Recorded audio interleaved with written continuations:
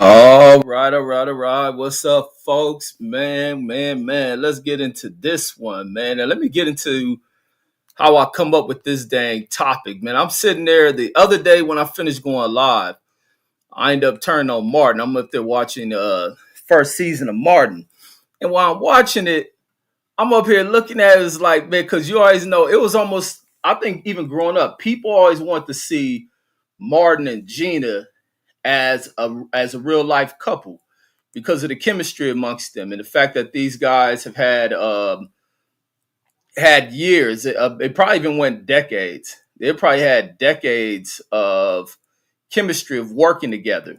Them being in, House Party, them being in what movie is that with Eddie? I think Boomerang and things like that. And then they, spin over to, hit show, very, very hit show, classic, an all-time classic, probably one of the greatest sitcoms in the history of American television, and that being no other than Martin. For those of other races, nationalities, different immigrant classes, this is a show you may want to watch. I know a lot of y'all get brought over here, or you sneak over here and you become assimilated into shows like Friends and all that other shit, and think you think you're diving into American culture and learning the American way. Nah, you may want to venture over to learning some things from what is kind of the it thing when it comes to what we have going on inside of the influence of American culture. And the influence of us is very strong amongst the intellectual black folks. There's a lot of black folks who deny what black folks are and the strength in what we have influence over. So while I'm watching the show, I'm up there tripping. While watching the show, I'm in there tripping on how cozy they are. But this ain't the one that I see, but it was in I think it's their first episode when Martin on her anniversary.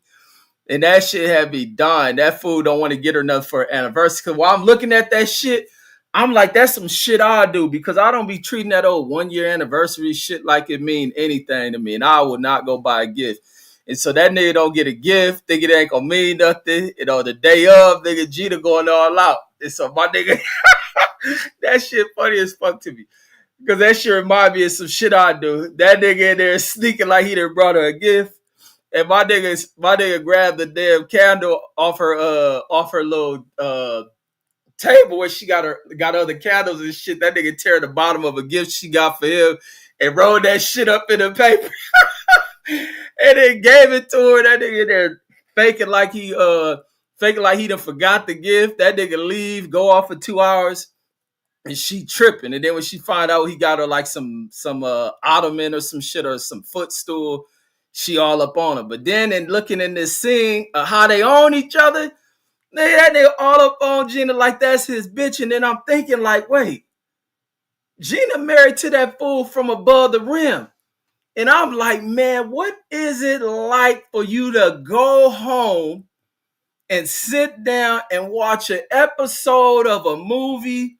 Well, movies don't have episodes, but watch a movie or an episode of your wife on a TV sitcom, and she's the wife of the leading character. Well, she's part of the lead role in a TV sitcom, and she the wife. And it's all this kissing and hugging in between the legs shit every episode. And this your woman. Man, how can you go on? And I think that's probably why Gina and her husband's situation is bad as it is. Will and Jada. I think that TV shit leads to a lot of freakiness within them. That's why it's a lot of that freaky shit that go on inside of them damn Hollywood parties. It ain't even just there. It's even people within the drama world. See, a lot of people love saying these old dumbass things that I always hear people saying, the Hollywood sacrificing. No, I think there's something that happened between humans and their interactions and engagements. Because even in the school drama departments where people work on plays and they do all this and this roles like this, you best believe it's some fucking that goes on. And it leads to a lot of shit. People who go out and do plays, a lot of shit. Now, could you deal with a Hollywood chick if her role is the playing. Now, should a woman in these Hollywood type films be playing roles where there's somebody significant other in that shit? I was looking at this shit with Martin, like, Martin, all up on G. It ain't no way Martin wasn't smashed. It ain't no way I can do that shit. I would have to start being being inside the writing rooms, man. I'd be asking for all type of scenes, man. We'd be doing all type of little nasty ass scenes, man. This is my TV wife. Like, shit, we got to get busy. Like, we going to have all type of kids. Fuck you just having a show and the kids there, man. He about to show her in the bed with me, getting her pregnant. I'm going to just write shit to make, if she is married, I'm going to make that nigga mad than a motherfucker. Salute to CJ. LeVar Cooper in the building, salute. Says, what's good? CJ says, hell no, I couldn't marry a TV wife. Yeah, that's a no-no. I'll be looking at these TV, even Bill Cosby shit with him and Clarence. Oh, no. Ahmad Rashad was married to her. I don't know how he did that shit. Bill Cosby all up on her, and she was fine as fuck. Man, ain't no goddamn way, nigga. I would never watch that TV show. I'll go, man, I'll be at the studios. I'll be ready to beat that nigga up. Man, no. Nigga, I would watch them. Shit, man, I'll be mad as fuck. I'll be sitting on that damn couch with tears in my eyes watching that shit. You all up on this, nigga. They every time you look, they kissing this shit. Oh, fuck no. Agent Mass says salute. And people be talking about it's just art. Man, ain't no art to that shit. And then it's gonna be art to these knuckles punching your motherfucking ass. CJ says, I'll be tripping off married women says doing sex scenes and showing their titties. Man, that shit is crazy too. That's why it be so much freaky shit going off with people in that world. It's because I think Hollywood shit is like swinger shit. I think any chick want to be an actress and all that shit and an artist and all that are freaky motherfuckers and into swinger shit. Like, that's a no. I be tripping. Then they be wonder why they be in these failed relationships. They breaking up all the time because they overlook and undermine the reactions a dude's supposed to have to watching that shit. Like, bitches, you crazy? Hell no. I remember I broke up with a broad over this broad gonna bring me some pictures. She going to do some modeling shit. This bitch bring me the damn picture where she modeling. I said, oh, fuck no. Like, bitch, you got to be a damn fool if you think I'm about to be fucking with you. And I already know how some niggas that do photography get down. No, bitch, here, I'm going to keep a few of these pictures. You can keep the other ones to your goddamn self. There ain't no way I'm getting down with that shit. I said, I ain't no clown. I may act a fool, but I ain't no goddamn clown. CJ says, Carmelo left Lala, says after she showed her titties on Power, says, and she never told him. He found out when it aired. Yeah, that'd be a done daughter. That's a doozy. Like, chick, you ain't never showed yourself off like that. Like, hell no. And that's what every dude want to see on her is the body. Lala had a body. She built like a brick house. Thick than a motherfucker. She tall. Got titties on her. And she gonna get on camera. So they gonna write that shit because the Hollywood people be wanting to see that shit. Like, oh, she got ass. She got titties. This show will be a hit. How about we pay you for this? You show your titties. And she think nothing of it. Man, you with somebody, you crazy as a motherfucker. That's probably what happened with Cardi B and that Offset dude. Is Cardi B got a bunch of videos, her going live, got her titties out, shaking her ass, poo nanny out. Man, y'all, this shit done expired and shit. Everybody got a little look at this shit. It's just supposed to be kind of discreet. Make everybody, have to use their imagination on it. Now they done got the peep. CJ says, I remember that episode. Yeah, that fool Martin is a fool for that shit. It'd be like, man, that shit had me dying like I never watched that shit. That's when y'all was in there talking about the who was that? Mike and Brandon was talking about the Boondocks episodes and shit. And I was looking for that shit. I ended up coming across Martin. I was like, let me watch this shit, man. I was in here dying like a motherfucker. And then I'm watching every time Martin up on Gina, and I'm like, dang, they looking like they really fucking each other. And then I'm realizing, wait, Gina was married at the time or supposed to get married. I like, oh, hell no. I could imagine being a fool that's her husband and sitting there watching. Oh, when your episode coming on, you watching that shit, and it's almost like yo bitch is Martin bitch.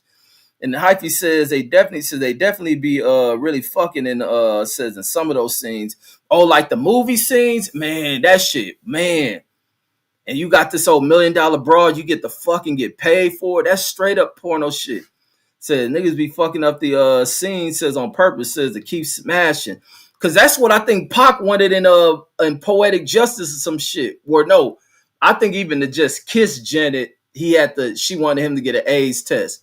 No, to tongue Janet down. Then to think that motherfucking if I was on stage with her at the Super Bowl and I put her titty out, man, it'll be just a natural instinct, man. That fool Just Timberlake should have sucked that motherfucker.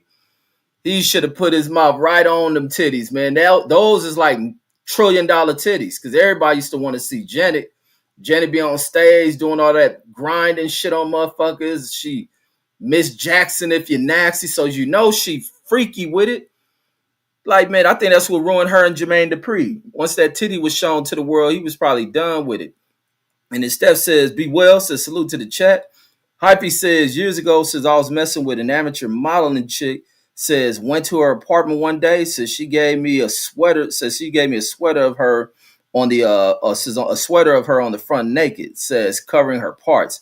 Says first thoughts, the photographer hit. That's the same thing I thought.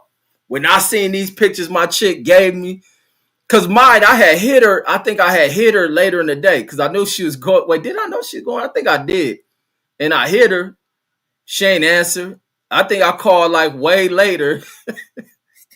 I called her like hours later because I ain't type of motherfucker that be calling the chick. I don't bug a chick. Chick can go out. I won't call them.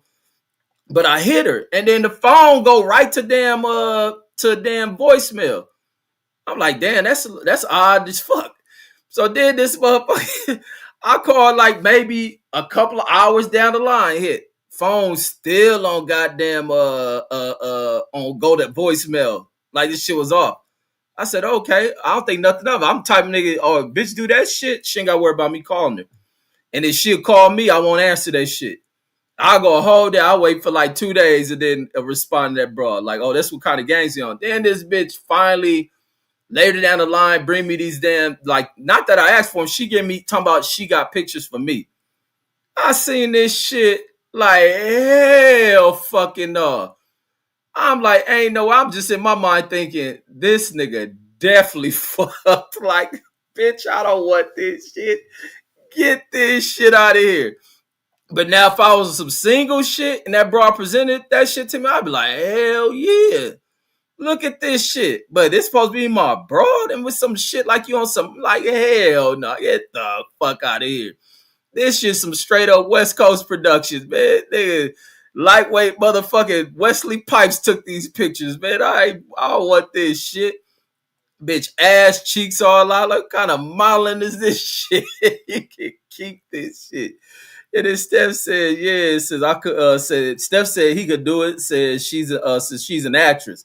Man, what the fuck that mean? That's what I always hear people use that as kind of this disclaimer for a lot of shit. She's an actress. It's just a job. It's acting. Man, get the fuck out of here, man. That shit ain't just acting.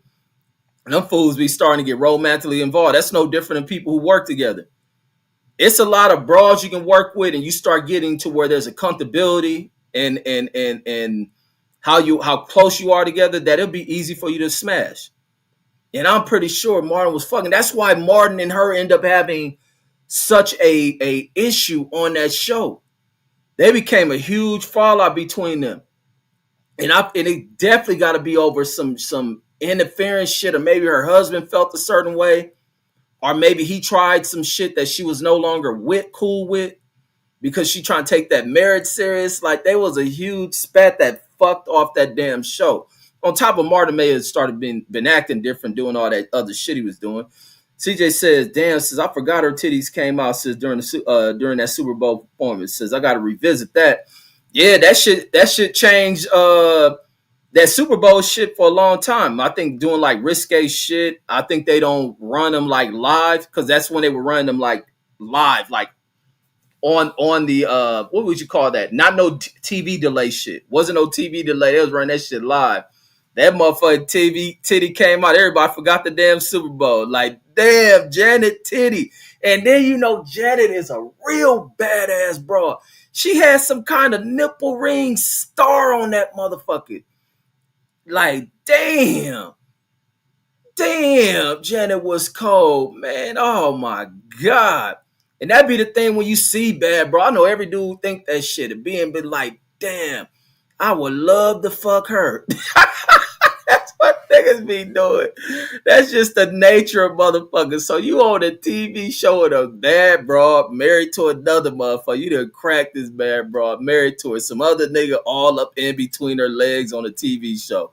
Talking about his acting. Man, shit. I'll be woodied up like a motherfucker. You give me motherfucking Lisa Ray as my TV wife or some shit. And then Hyphy says I called a chick 2 times without any answer. Says I would never call her again until she hit me. Says no expectation. I'm the same way. I don't be blowing chicks up like that. But the minute I call, they'd be like, no answer. I don't think nothing of that shit. But if I call like some time later, that motherfucking phone go to voicemail, is like, what? Oh, that's weird. Let it go on some other, like, I ain't one of them fools that are called back to back. But see, that's the reason why I've been like that. Because I done been with broads who dudes a call and they'll sit there, let that phone ring. And I'd be like, the way my mind works is like, man, answer that shit. Don't cause no problems in your relationship. Answer that motherfucker. It's like that shit. That's how cold the game is. I don't put nothing past these motherfuckers. So when that chick didn't answer, so then she called me back like later that day, or maybe it was probably the next day. I didn't answer my phone for shit. Like, I'm good for that shit because I get over motherfuckers in a heartbeat over any type of shit that's like off. What is that? What's the term I'm looking for? Where motherfuckers get off track and shit, and then and they do any of that shit just out of line and shit. I'll be cool on that shit. I ain't got time to want to suspect you of shit, be needing to research if you doing this, following you. I don't do none of that shit. The minute I be like some shit look like some foul shit or some shit that's just like disrespect towards a motherfucker, then I'm cool. I gotta be cool on that because I know the way the gang go. And then to be brought back pictures. I wish I kept some of these damn pictures. I wish I would have kept some of the mugs. But it would have been like, but I have so many pictures of this, bro. I need none from some other nigga. That's the way it looked to me. Like, these some other nigga pictures. Like, there ain't no telling. Like, you got to change at this motherfucker. Like, man, ain't no way this fool ain't up in the motherfucking between that cooch. Looking all through that shit with high resolution camera. Ain't no way. I done know homies who done been on this photography shit. And get these broads who want to be models. And these be like, this is how cold people are in this game out here. These fools, because they be on that industry shit too. They're known people. And these fools get on that photography shit and have broads that be wanting to get on into the industry and shit. Want to be music videos, want to be pinups for certain magazines and this and that, and they be thinking that, oh, this person had put them on, get them some headshots, this and that, or they'll do like come and pose nude and shit. And these fools keep it for their own personal shit. Or then the bitches be seeing them with access to shit, bringing them around little functions. This is why you see broads when you go to these parties that be there. It be other fools who ain't really, really on, but using their access and you know, friendships with other people. They're acquainted to other people, can get access to these events and shit, and bring a guest. And then these chicks' eyes wide, and then they be there taking these photos, busting it wide open. Like I said, my one barber I had in Long Beach. In Long Beach, this fool had this bad bro. This used to be a super popular broad out there in like LA and shit. Be on the club scenes and all that shit. Man, I seen her, man, and I should be even did I try to highlight her? Somebody else might. This is a bad little bro. This bro was bad, like black and Asian and some other shit. Cold. Man, I'm going to the barbershop because I need a haircut. Go there early in the morning. While walking down where I ain't gonna even say where I'm walking. I'm on I can't even say where I'm walking at. But this is like 15 years ago. That dude probably ain't cut no more. But people wouldn't even know the broad. But when I'm walking to the shop, I see a girl coming out. The shop ain't even open. I'm like, dang. He got that badass broad up in there. In my mind, I'm probably like thinking like, oh, maybe he cool with her. Maybe she I don't know what the fuck I was thinking. Maybe she came to get something. I was thinking maybe her son gonna walk out after that. I don't see no little kid, and it's just him. And then he was like, yo, peep this shit. Man, this nigga showed me the photos, and they in mind people be trying to wife this chick. People be splurging on shit. This chick be, to be honest, this chick probably married to one of these NBA niggas. That's the type of scene this broad be on. She like one of them Drea type chicks. That's exactly how she like. This fool up in there, when she gone, it's just me and him in the barber. I go earlier because I think I may have went the day before. He told me come in the morning, blah, blah. I see old chick walking, but I'm from a distance, so when she don't really see me walking the barbershop, she popping her ride and she out. So when I'm up in there, he was like, look, peep this. May show me the camera. Man, this bitch all up in the barber chair, busting it open, titties out, bad than a motherfucker. I'm like, damn. But see, I already been knowing that shit been going down like that. And then so when in mind, this is the chick I was fucking with did this before this even popped off. Our other cats are doing it, but I always been knowing that's what people was doing. It used to be fools with clothing lines. What was this one fool? This one fool used to have this clothing line in LA. Damn, what was this clothing line? All the little bad little broads who's trying to get on used to rock this fool clothing line. That clothing line never went nowhere. That fool was fucking so many of them broads off that clothing line. It can be like them India love type chicks to be wearing that type of shit, be modeling this fool gear. This is like in the early 2000s. This fool used to be on all this shit. And even my chick I was fucking with, I think may have modeled his gear and shit. And then Hyphy says, oh yeah, I read that one. And then Hyphy says, had another chick, says I was hidden, says, call her to tell her happy birthday. She said, I'll call you back, says, and didn't hit me back, says, till next week. Says, I wonder what she was doing the whole week. Shit, getting her back flown out. And then Steph says, no. Says you're right as far as those type of things can happen. Says in celebrities, our industry people says only with one another. Says, but I can't hate since I know what I'm getting into. Since I know what I'm getting into. Says, don't be a sucker. Man, that's why I be like, man, if I'm marrying a broad, she on the act, man, you can't be nobody motherfucking TV wife. On no lovey-dovey shit, because I'm looking at the Martin shit and the fact that, and then it's crazy because that nigga, that her husband named Martin, this fool named Martin. I'm like, man, this shit cold. Martin was all up on Gina. There ain't no way he ain't smashed Gina, man. Crazy. Ain't no way Bill Cosby, even a dude like Bill Cosby, who appeared to be such a studious type dude, there ain't no way he wasn't smashing Claire Huxtable. And then it come out later, all these bras claim he did this and that, and then his wife had to accept that she know what it was because he taking care of everything. But it's different for a dude. A woman to sit back and long as a nigga taking care of shit, it work. But that's these type of gender role type shit. But as far as like taking that shit, this motherfucker all up on her tongue, man, ain't no way I'm doing a scene with my TV wife. I ain't tonguing her down. Fuck that. I ain't grinding on it. Man, I'm about to be trying to poke. Like, fuck that. And you come home, this chick been gone for 5 hours a day, and you watch the damn episode. That shit only 20 minutes long. Man, ain't no way. Martin to bad this bitch out. That's why Gina was so mad. I never, to this day, still don't know what the hell Gina was mad at that dude like that for. And then Steph says, but I could do it. Says probably fucking off on another young actress.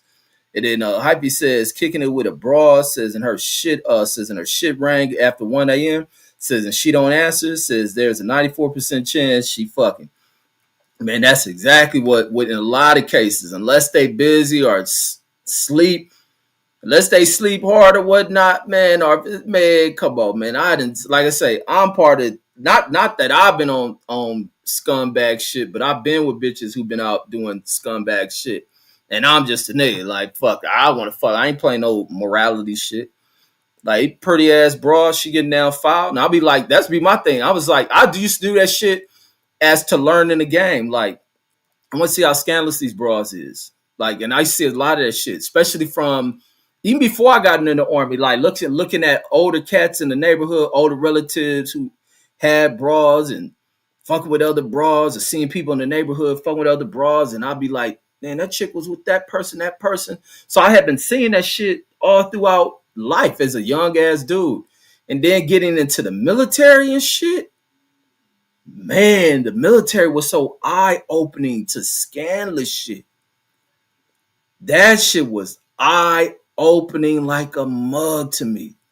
Even like how they show this shit, they always want to show like these things, especially they do it with the Navy. Anytime a ship is brought back to port from being deployed, and they always show the families down as the sailors are lined around an aircraft carrier, some shit, looking down, waiting to go greet their families. You see the young lady with the baby.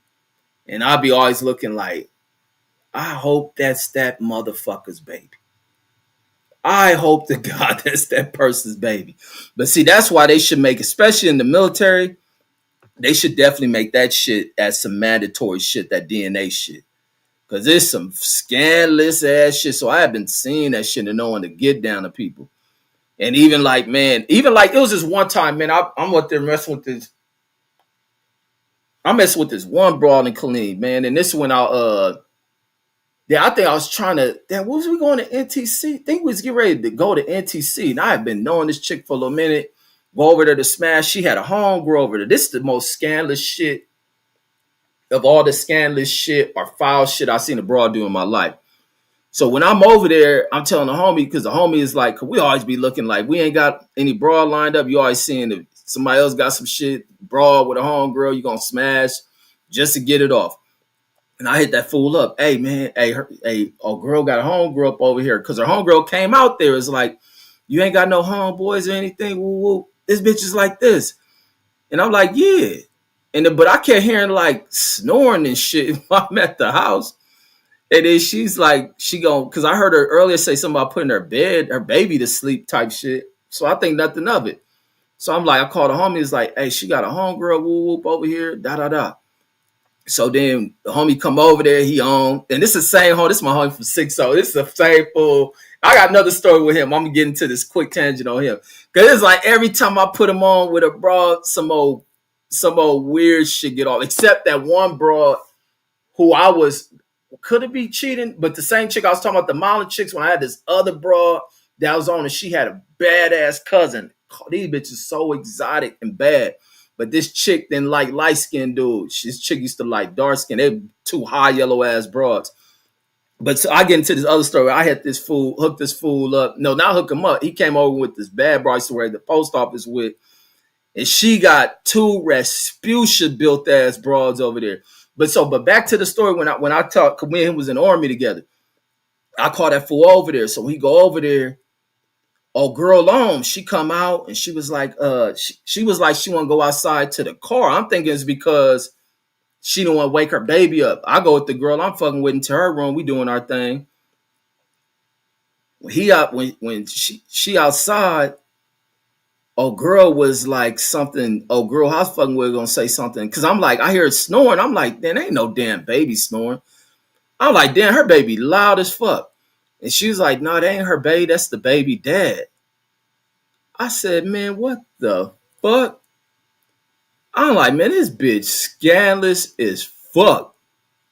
This nigga, and this be like, cause some bras will do that type of shit when they don't like they fucking dude. They try to get other dudes mixed and entangled into that shit. And when she say that shit, cause I think I even pulled him to the side, and the homie said, he was like, yeah, he's like, I know this bra told me that shit. He like, I don't give a fuck. I'm still trying to fuck. I think that bitch in the car domed this nigga up while her baby in the house, and she got this dude in the house. I said, man, and this is when the bras is young, like young bras who live together and shit, be on scandalous shit. I'm like, that's cold. Unless this nigga ain't got feelings for that chick, or that shit could have turned into some real dangerous shit. But that nigga was in there snoring his ass off. And then Steph says, but back to the same homie. Let me go and talk before I read Steph comment. I used to work with this broad at the post office. Them broads at the post office used to like me because of the shit they used to hear me say. I swear I used to get, especially broads I work with, because of the kind of shit I used to talk at work, and they be hearing me talk about my weekends and shit. And so I used to mess with this little bad little red bone chick. This is a big, like a thick, tall ass, well built ass chick. And I can't say her name because she very known too. And she was on one day, she like, I forget, she like got at me. She was one of them type of chicks. She'd get at a motherfucker, she liked them. And so she called me, she hit me up on a weekend, wanted to kick it and shit. This is the first time I watched Napoleon Dynamite. Them chicks watching Napoleon Dynamite. And so I tell the homies like, hey, old girl got homegirls, because she was talking to me early in the morning to come down and kick it with it. And she got homegirls and this and that shit. And I was like, what? I'm like, your homegirls, they look cool. She pulled that Friday shit on me, that Nia Long shit. So she like, yeah, my homegirls look good. They look like me. Bitch pulled this shit. My, this chick bad too. So I'm like, what? I said, okay, for sure. I got a homie gonna come with me too. So I call that fool up. We going down. This broad stay way down in Koreatown. Or whoever apartment it was, it's way down in Koreatown. So then it's hard to park. So when we pulling up, call the chick, we pulling up, they were out there, she out there waiting for me. I get out the car. I was like, go park. I'm gonna come back out to you. Let me just see what apartment she live in. And so when I go in there walking in, it's two bitches the size of the Mo Nutty Professor dudes of Hercules dude. I said, oh, this bitch foul as fuck. I'm almost looking like, damn, how the fuck she hanging with them? Like, I'm like, but I was like, she gotta have a kind heart to be, usually find girls that be kind of on that bad shit. They be with, I'm looking like, oh, fuck. Like, man, because I'm thinking back to that shit in the army with that broad. And then here we out the army, and then this shit. So when I go get that, I said, all right, I'll be back. Let me go get him at the park. I told that fool, I was like, hey, fool, this is a bunk ass mission. I'm like, man, them girls, it's two of them, and they like 300 pounds each. That nigga like, man, I don't give a fuck. Said, we down here, nigga. That nigga, I said, no, nigga, it's bad. I said, these girls big. We had another incident, nigga, but we at Fort Hood too. But we out there parking. No, we ain't in parking lot pin. We in a parking lot eating, because they just had this little food trailer out there where you can buy like shrimp and what's those little flat ass steaks? It was some kind of like the flat steaks. We out there in the parking lot eating that shit, trying to come down off of being drunk and shit. Like our trying to sober up a little bit and sit in the parking lot eating and shit. And these bras roll up. 3 bras roll up in a big body like Cadillac or some shit. And then they like up there talking shit, flirting, like, what's up? We like, whoa, bitches on. I get one, the homie get one. And then the homie Forge, I told a story about Forge. Forge is a nigga who his baby mama and his ex, the baby mama and his ex used to have beef. They used to been in fault multiple times, this and that. One day we come out to Phil, it's this nigga birthday. They give this nigga a threesome. And that nigga in there fucking his ex, man, baby mama crack him over the head with a bottle or some shit, man. But this before this shit. So Forge ended up with the one chick who looked humongous. This bitch about 350, 400. Man, Forge is a skinny dude. I think we all was skinny back then. The chick I get look cool. She just look thick. We fall, they like, come on. This how that one night stand shit used to pop off. So we follow them and shit. Before they go to their apartment complex, they stop at like, I think that was something like a 7-Eleven, but it wasn't a 7-Eleven. It's because it's out there in Texas. One of them kind of 7-Eleven kind of stores. They pull up in there, they get out. When old girl get out, she looking nice. She just looked like she thick. She almost my height and shit. She go up in there. I'm all up on it because we already know what time it is. These chicks on. It's like 4 in the fucking morning, 4 or 5 in the damn morning. So you know what type of time it's on. We go back to their crib, man. Ain't no time waste. I go in the bathroom with this chick. She taking her clothes off. I guess this chick had a girdle or something. She's wearing a leather jacket, had a jacket on, all this shit, so it covered up everything with how big she was. I go up in this chick, take this shit off. It was on, you know how the mattresses come rolled up in that little tight plastic, and you cut it out, and that shit gonna blow. That's what this bitch did. She had a pretty face though. I like that bitch to trick me, but I don't give a fuck. These bitches is on.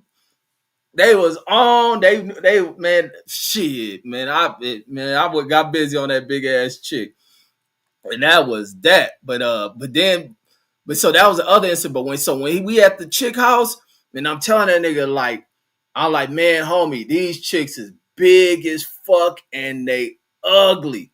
I said these some big, and they was third degree black. They was darker than me, and about 300 a piece. I was like, fool. I was like, man, we can go. I said, I can make up an excuse to this chick. And they was like, nah, fuck it, we down here anyway. And then we took that long ass drive. That nigga, so I said, all right, I'm trying to convince this nigga, like, this is a no-go. I like, this chick lied, talking about her friend's bad. So, because when he seen her, he like looking like this nigga always do this shit, like, because this a homie from 6-0. He be like, oh, 6-0, cuz that nigga doing this shit, because our girl come to the door, she come out there, she cold. So we walk in the house, that nigga looked over, seen them big ass bitches. That nigga grabbed the bottle, pour him a drink. And then one thing, when he sat in between both of them big bitches, nothing went down, man. I was trying to get out. This nigga did not want to leave. And then we sat there and watched all of the Napoleon Dynamite. I was like, man, ain't no fucking way, man. But I started trying to bring that fool on because it was almost like it was a curse. Anytime I try to hook that fool up with a broad, it was some way out shit. Except when I brought him down, when I had that one broad who was I was fucking with when I had a chick, and that chick was so cold, and she had a cousin.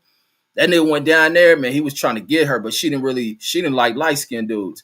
And then Steph says, and yeah, it says, although I agree with you, it says there used to be a time, says with women, so there used to be a time with women posing hard for photos. Social media and private party type / Instagram has helped it go into the ground faster. Says, I'm lost on that comment though, Steph. I'm lost on your last comment about what has happened. He says, and yes, says, although I agree with you, says there used to be a time, says, with women posing hard for photos. I'm lost on that one. And then Picasso says, my baby mama's husband says, told her he wanted to fight me after she told him how much she loved me, says, made love to me. Says, I asked her if he knows what I do for a hobby. Says, because I went to him and says, and G shocked my wait, what is that? G shook my. Oh, says I went to him and says, and he, I guess it's supposed to be he. So I went to him and he shook my hand. Yeah, bras be trying to line that shit up. When bras hate you, they'll try to line some shit to have two niggas fighting and shit. Cause she can't whip that motherfucker or want you to get in the battle, get you put in jail and shit. I didn't see where one, and this is in the army and shit too, where the homies end up having to hide in the fucking closet after being at a broad house. This bitch married this shit. Man, I used to see a lot of that way out ass shit. And even a broad, I was from, it was a broad, I didn't know this broad's married. I'm up there. This one I was going down to Hollywood, that club where Suge Knight get knocked out at. We was going there shit before that shit happened to Suge. When this club started to pop off, the homie Jihadi had put us up on this shit. And this shit started to pop. And I'm outside the club one day, and I keep seeing this little badass thing, like she's an older lady too. She was like, if I'm 20-something years old, this chick may have been 40, maybe early 40s, mid 40s, bad as fuck though. Or she could have been in her late 30s maybe. And so when I see her with a group of other chicks, and we just keep catching eye contact, just keep looking at each other. And so I walk over to her like, what's up? Get her number. Or I think I gave her my number. That's what I did. Because I was on that shit. I picked up this little cold little gang shit from this old Mexican dude I used to go to school with, man. This dude was like one Chicano type Mexicans. Because he used to be talking about, he used to say cold shit like this about, oh, it's his wife 30th anniversary. He'd be like, I'm like, your wife, was she married to somebody else? He's like, nah. He said that marriage shit is for her. Like, that marriage shit ain't for me. He's like, all this anniversary shit, that's for her. I got married for her. I don't give a fuck about that marriage. But he was just talking about when he cracked her. He was like, when he cracked his wife, he up in a bar. And when they hollered at each other, he didn't take her number down. He'd be like, you take my number down. Whenever you ready to talk, you can call me. And so he did it like that. Or he'd be like, he'd get at bras, wouldn't take their number down, try to act like he remembered it. Make the chicks really be on, like you just called them off of memory type shit. So I used to be on like, you take my number down, call me. Because I used to tell him, and I'm really like that. I ain't about to be blowing your phone up. Ain't about to be hounding you. Ain't about to be calling you. I'm probably one of whatever fools in and got at you looking bad as fuck. Take my number down. And she was quick to take that shit down because she ended up being married. So me and her used to talk. And CJ, this the way when she came by the house. Archie was at my house. If CJ's still in here. This is one of the nights because to get her over here, she was asking me if anybody at my crib. It was Archie and a couple other people at my house. So but it took me a while to even get her to come out there. And man, she traveled to Long Beach from somewhere in LA. So it had to be a nice ass drive for her. And so when she called, when we be talking and shit, she'd be like abruptly, like she gotta go. I just treated her like, something came up, she gotta go, blah, blah, blah. It was like multiple times like that. Then she came out and but eventually say it's her husband coming. So she gotta go. She just like let it be known why she always does that. And like they going through they shit. They talking divorce and all that other shit. I'm like, oh, that's why she get out. That's why she was out that night. That's why she hanging with all these single bitches. It's like, oh, this is how she getting on. This is her way of, I guess, healing through that shit. Of I don't know what caused the divorce. Maybe she caught this fool cheating. Maybe they just grown apart. Whatever it is. Maybe they just need time away. But she didn't want to throw it in his face. She fucking with other dudes. And I'm a young dude at that time. Compared to her. So maybe this brings some excitement to her life. A younger ass fool and this and that. And then the fact that I had my own spot. And so eventually I was lined up to get her out there. So the day she was like, she's going to be able to get out and come out there. I was like, she was asking like, is you at your house? Like who over there? Cause I think I don't know if she heard them in the background or whatnot. And I was just like, no, I'm here by myself. Like, whoa. I was like, no, just come through. And lightweight, I want them niggas to see this bad bitch too. That's probably some other shit. I'm a floss this little old bad bitch. Like, so this chick come out there, when she come up in the crib, and she see them niggas up in the house. I think Archie man had a broad over there. And I forgot who else was there. It was somebody else over there.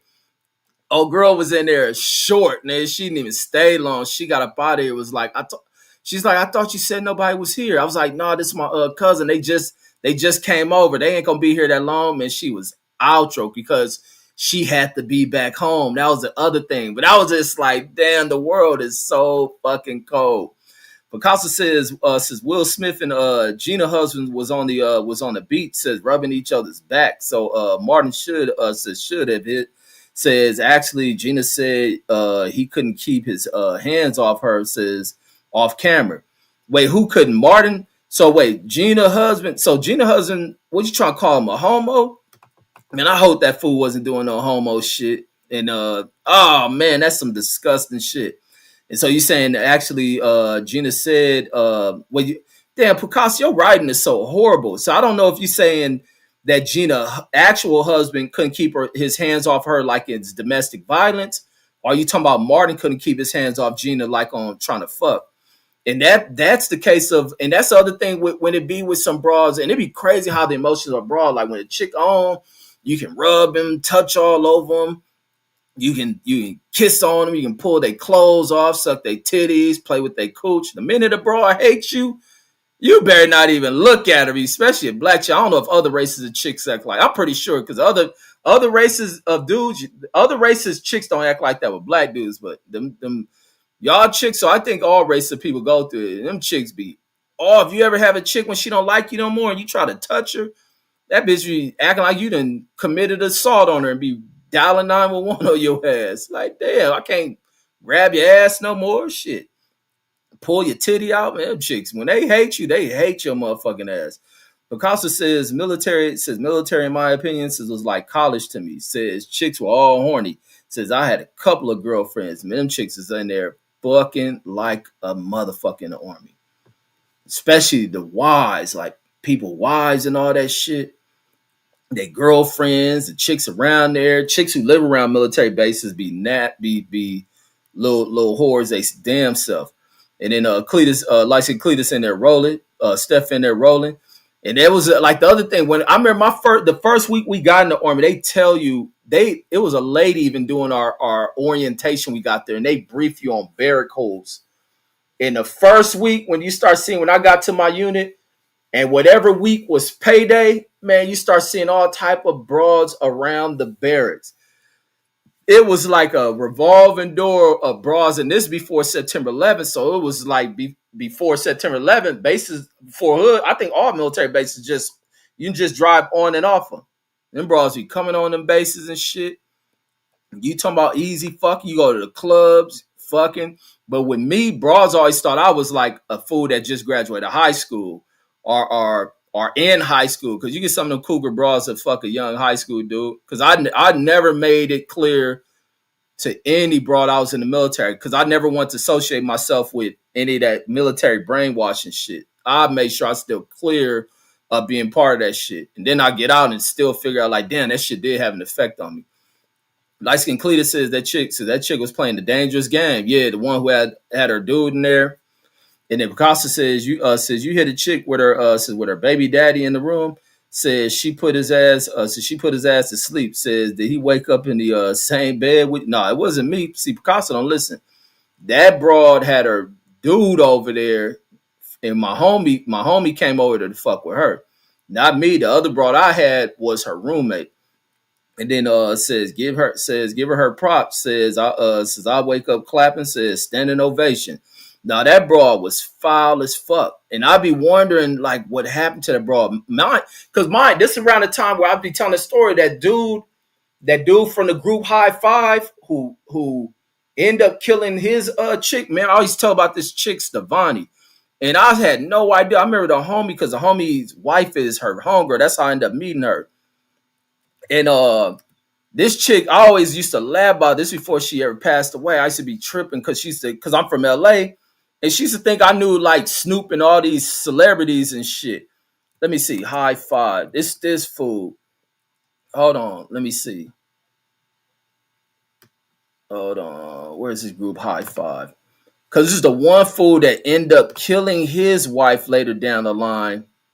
His brother was the one that killed Stevani and shit. But Stevani used to be on. Stevani was thick.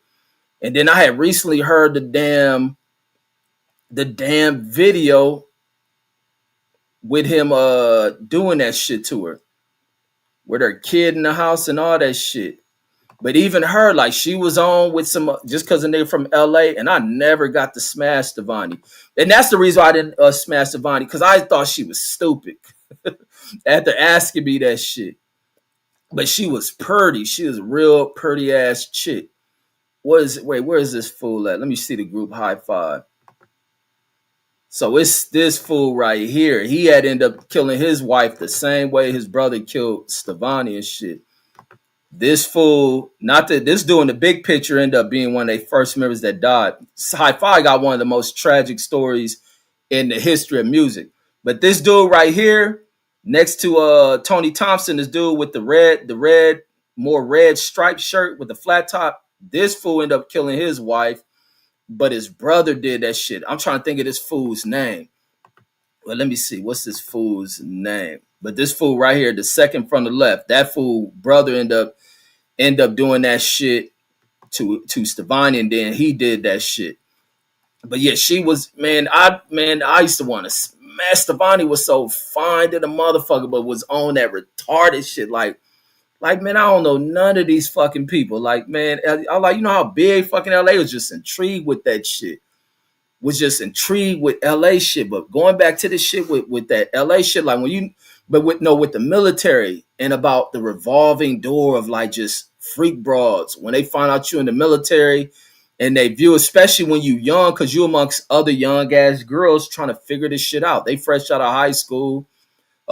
Some of them are in their 20s, not figuring out their career goals and shit. And they see you as a lick. They see military cats as a walking lick. And there's a lot of military cats that are straight up suckers. I've never been with that sucker shit, except I did have one sucker moment after having this badass broad and shit. And I thought about that shit after saying that sucker ass shit. And I had to talk to myself, like, nigga, what the fuck wrong with you? Like, get the fuck out of here. And then, but like I say, I've seen a lot of shit. Like they used to brief you on when these bras come on, when you get paid. You're gonna see these bras popping up at the barracks. They know, they see your rank. They know how much you get paid, when you get paid, and they just viewing it. And they was trapping motherfuckers. Be nothing for these dudes to get hitched, get married, and then I be in a motor pool the weekend come up, and I hear some of these fools be talking about, like, especially amongst the white dudes. Oh, we're gonna be having this over at the sergeant's house, and we're gonna be, and they hear these dummies say, "Oh, I gotta ask my wife." Like, nigga, what? This your buddy? You gotta ask for your fucking money. They said that they giving their whole checks to this motherfucker. Like, you niggas dumb. You just barely met this broad, and she got access to your fucking banking account. Like, man, you used to see some sucker shit. And these fools be divorced, remarried, money gone. Like, it is crazy. Steph says you still hit them. Says you still hit them. BBW says big women says have high sex drives. Now, a lot of big women do have high sex, but the big women in this story that I was talking about with the homie cone, those are for me. I had the little slim little broad, and I never smashed her because of that incident, and then we just never hooked up again. Because I was like, man, you wasted my damn time coming down there. But it was more of a thing of like trying to just find her spot, because I still was staying at the house too. So it was just having to get to where she was at that little apartment she was at, which is far fucking away. And instead says, what he says, flat steaks. Maybe I think maybe that's what they were called. Yeah, when we ran into them bras that just pulled up on us. Not corn side, it was a black truck. There's some Louisiana cats that came out there and put a truck in the parking lot of City Lights, and business was booming for them. And then light skin Cletus says, yo, is this the same dude you showed up drunk to drunk to work with? Says laugh out loud. No, I think that drunk to work shit is that shit. Man, that drunk to work shit is that time when we go to these bras I was fucking with.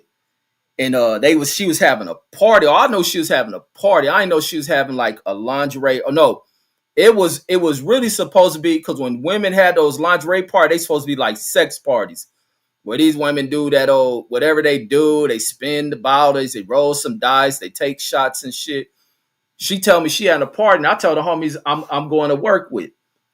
And so I'm like, nigga, this broad I was fucking. I fucked this broad one other time, and then so she was on. So she let me know about this function she was having. So we go over there. I tell the homie my homie who grew up around the corner from me like a brother, because him and my little brother look alike, and they always my brother always protected them and shit, and we always been tight because we grew up together. That nigga rolled with me. We all working at FedEx. The homie who I grew up with, his little brother worked at FedEx with me. He rolled. The homie who went to Gardena with them from Compton, he rolled. Who else rolled to this shit? It was somebody else with us. The homie Malik. Who was it? I ain't gonna put these fools' names out. Damn, who went out there? My little bro. The homie brother. And it was somebody else that came with us and shit. Did one of the twins? I think one of the twins came with us. They known twins. They lightweight celebrity and shit. And I think they come with us. And so when I go up in the crib, bro, when she answered the door, she got on this lingerie shit. I'm like, what? What kind of shit is? What shit you got going on? Go up in there, homegirls in lingerie, titties, all seeing through these old silk ass pajamas. And my mind already clicked. Oh, I'm about to be my nasty ass. So I'm fucking. I'm looking at these bras, and they motherfucking walk around in their panties, walk around with their titties out. I said, I'm at least fucking two of these broads. I'm gonna fuck her. I'm gonna fuck her friends. I'm gonna fuck that friends and shit. I see they over there drinking. These bras been on some freak shit. They because the girls be making a little little dick-shaped cookies for themselves. They drink out of little dick-shaped straws and all that shit. I said, yeah, these bitches in here turned up. They ready to fucking, they called the right motherfucker to this shit. And we gotta go to work. So also while we there, paying attention to the time, because I'm like, shit, we gotta get into work because we working at FedEx and shit at the airport. So we up in there, man. We show up late. This shit started to get too fucking. There was we shouldn't even went to work. Shit was too fucking live. But some of the fools' attendance was fucked up. So I think that's why we went. So we up in that mud, turn up. I don't even, because I don't really drink like that. But I think I drunk something. I don't drink like that. So I may have had a drink or two, but I'm in there buzzed though too. I go up in the room. It's in there, everything dim in there. I fucked the broad that I came over there with. And then I see some of her homegirls. I'm on there. I fuck one of her homegirls in the room in front of her. Then I tell the other homies, like, nigga, fuck, they go smash that bitch. There's another little cold little red thing walk up in. I'm on. I'm looking at her like, oh yeah, I got to take this down. I'm saying it to the homies. Get this broad up in that motherfucker. Whatever they turn up on the song, man, they go down. Like, man, we in there tossing these broads up. Now, this is a full-on motherfucking one of, you know how they had them big old orgy-ass motherfucking porn shit? Motherfuckers in this bitch room over here, that room, in the living room, over in the kitchen, just in there fucking these bitches, going from bitch to bitch. Man, that shit was turned up. Then so we leave this mug, gotta go into work. We clock in, trying to play off like we ain't been drinking and shit, like we ain't drunk. And then we just in there laughing like, nigga, that shit was just too motherfucking turned up. Like, man, it was almost feeling like, man, we should have said, fuck going to work. And then that's when I had one of the best managers in all these jobs I done had. That dude I had at, what's his name? I think his name was Pat. I'm going to get the homie on here. Let me get the homie Malik on here. He even talk about this shit. But Pat was like one of the dopest managers in history. So as we walk in there, because they going on their lunch break, they going on break. When we walk in this shit, we late and they packed, and FedEx is big on attendance and shit. Pat like, man, you drunk motherfuckers. He said, man, don't even clock in. He said, I'll take care of y'all. He said, I'll take care of y'all clock in. He said, man, just go down there and sober up. Everybody can tell we drunk. You can smell that shit on us. Man, we in there just tripping like, nigga, what we just did. We up at this party, nigga, the fuck. Niggas talking about how many bitches you fuck. They probably done fuck like 4 and 5 bitches in this fucking function. Like, turn the fuck up, man. That bitch should have brought more friends to that mud. That shit was live than a motherfucker. And then Steph says, that's an entanglement. Mirror says, what up, homie? He says that cheesecake look decent, man. Oh yeah, I'm gonna perfect that cheesecake shit. I'm on, never buying one again. I try to make that strawberry shit that go on it, but I put too much honey in that shit. And that little strawberry topping sometimes people put on there, I messed that shit up. I did a little bit too much honey in that. Honey is strong compared to strawberries. And then Steph says, Spec Liquor says back home in Texas, says, remember the Blue Roger Rabbit says looking mascot, says at OT, if that's supposed to be at OT. Says our QT. Oh, that's the name of the story talking about. See, I can't remember the name of the story. This story with them broads is over 25 years ago. That shit was a long time ago. That shit back in that story with them broads is probably 2001. It might have been it definitely was before September 11. That shit might have been 2000 or something. And then Hyphy says, Red said her whole body was falling off her. Yeah, that chick took them clothes off. That shit just went blue. I like that. She's almost big as the girl who the homie had to take her. We was laughing like that. He like that. You about to take one for the team. We had to laugh because that chick leather couldn't hold her shit in. That chick was big. Nigga, even the car, but I didn't notice because their car was kind of like dropped down and shit too.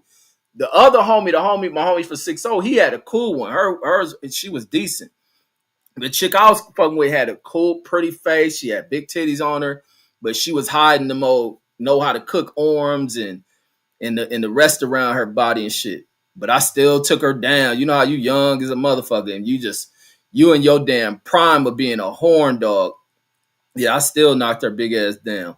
And I remember I had this one chick. To this day, I can't remember why I cracked this chick. This chick was so, she lived, oh my God, nigga. And mine, I didn't drive, man. The homie dropped me off over here. Man, I say, man, what the fuck, man, this chick, nigga, you talking about Poe on some, I can't describe this house, how fucked up it was when I go over it. I had to crack her at the club, and I call and go over there. So the homie Paris dropped me off over there. Paris, the homie I talk about when he was in the he in that truck where they was pulling our tanks and the truck flipped over with him and shit. And them white fools in the army try to fuck him over by sending him right back to the field. Wouldn't let him go through healing up from that shit. That's why I likes to be on the white folks and that shit. I had every right. Everything I talk about them white folks in the military, motherfuckers will see why with the stories I be having about that shit. I didn't take that shit. I don't know how them other cats take that shit from them. But like I say, when I was in the military, it'd be days if I didn't feel like going to work, I didn't go to that shit. I go to do my PT in the morning, show up for formation, and I go back to my motherfucking room and be in that bitch sleep. Like, nigga, fuck y'all. And I start seeing that shit, like, nigga, I'm about to do whatever. That's why I used to be on them shit. I tell them to their face, whatever white motherfucking doing here, I can do the same goddamn thing. I used to tell them white folks, and I ain't playing it. Black folks gotta do twice as hard or gotta watch how they do this. Like, I'm gonna do everything that they do. Fuck y'all. But so that fool dropped me off at this chick house, man. And so she give me the address. We go over there. In the house, like in the front, you can tell they ain't taking care of that shit. They had like window crack. It's falling out. Answer the door. Very fucking country ghetto ass uncle answer the door. He like, what up, Cuddy? He's like, I'm looking like, man, what the Nigga, I'm throwing up. Almost want to go chase this nigga car, like pick me back up, nigga. Like, I'm like, man, I'm doing this shit is set up, man. This old country hood ass nigga. Talking about, what's up, Cuddy?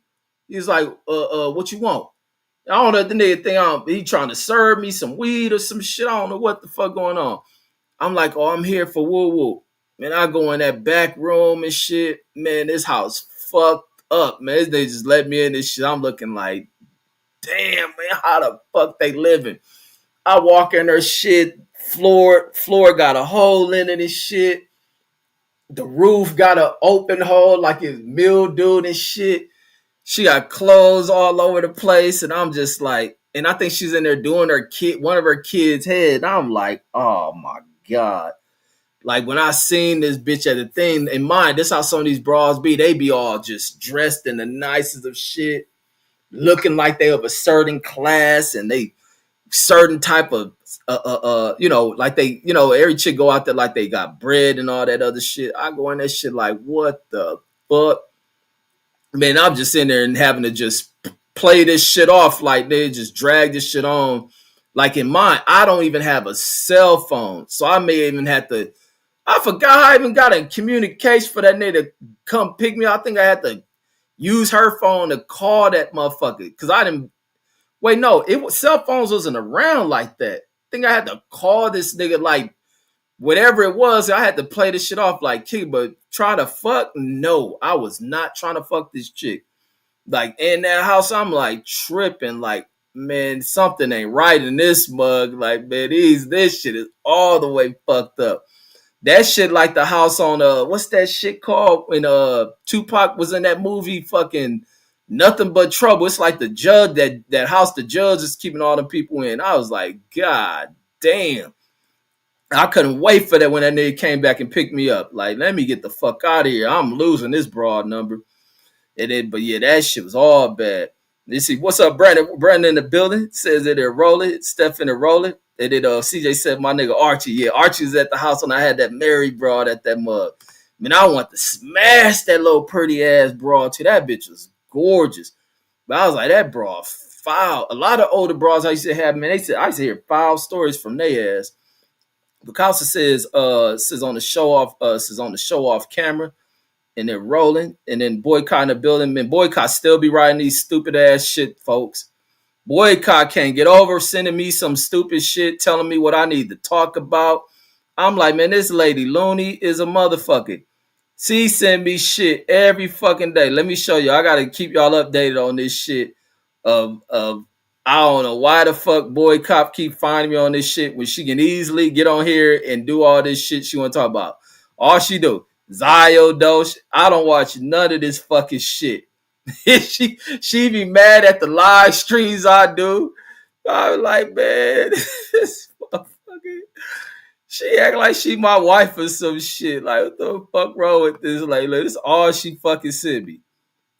She sent me this shit every goddamn day. Every damn day, she sending me some stupid ass shit.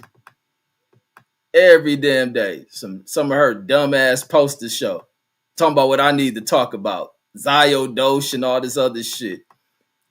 I'm like, you can easily jump on this motherfucker boycott, speak all this shit out your own fucking mouth, so we can hear you speak. But to think I'm about to speak on any of this shit, or even watch any of this shit, this your shit.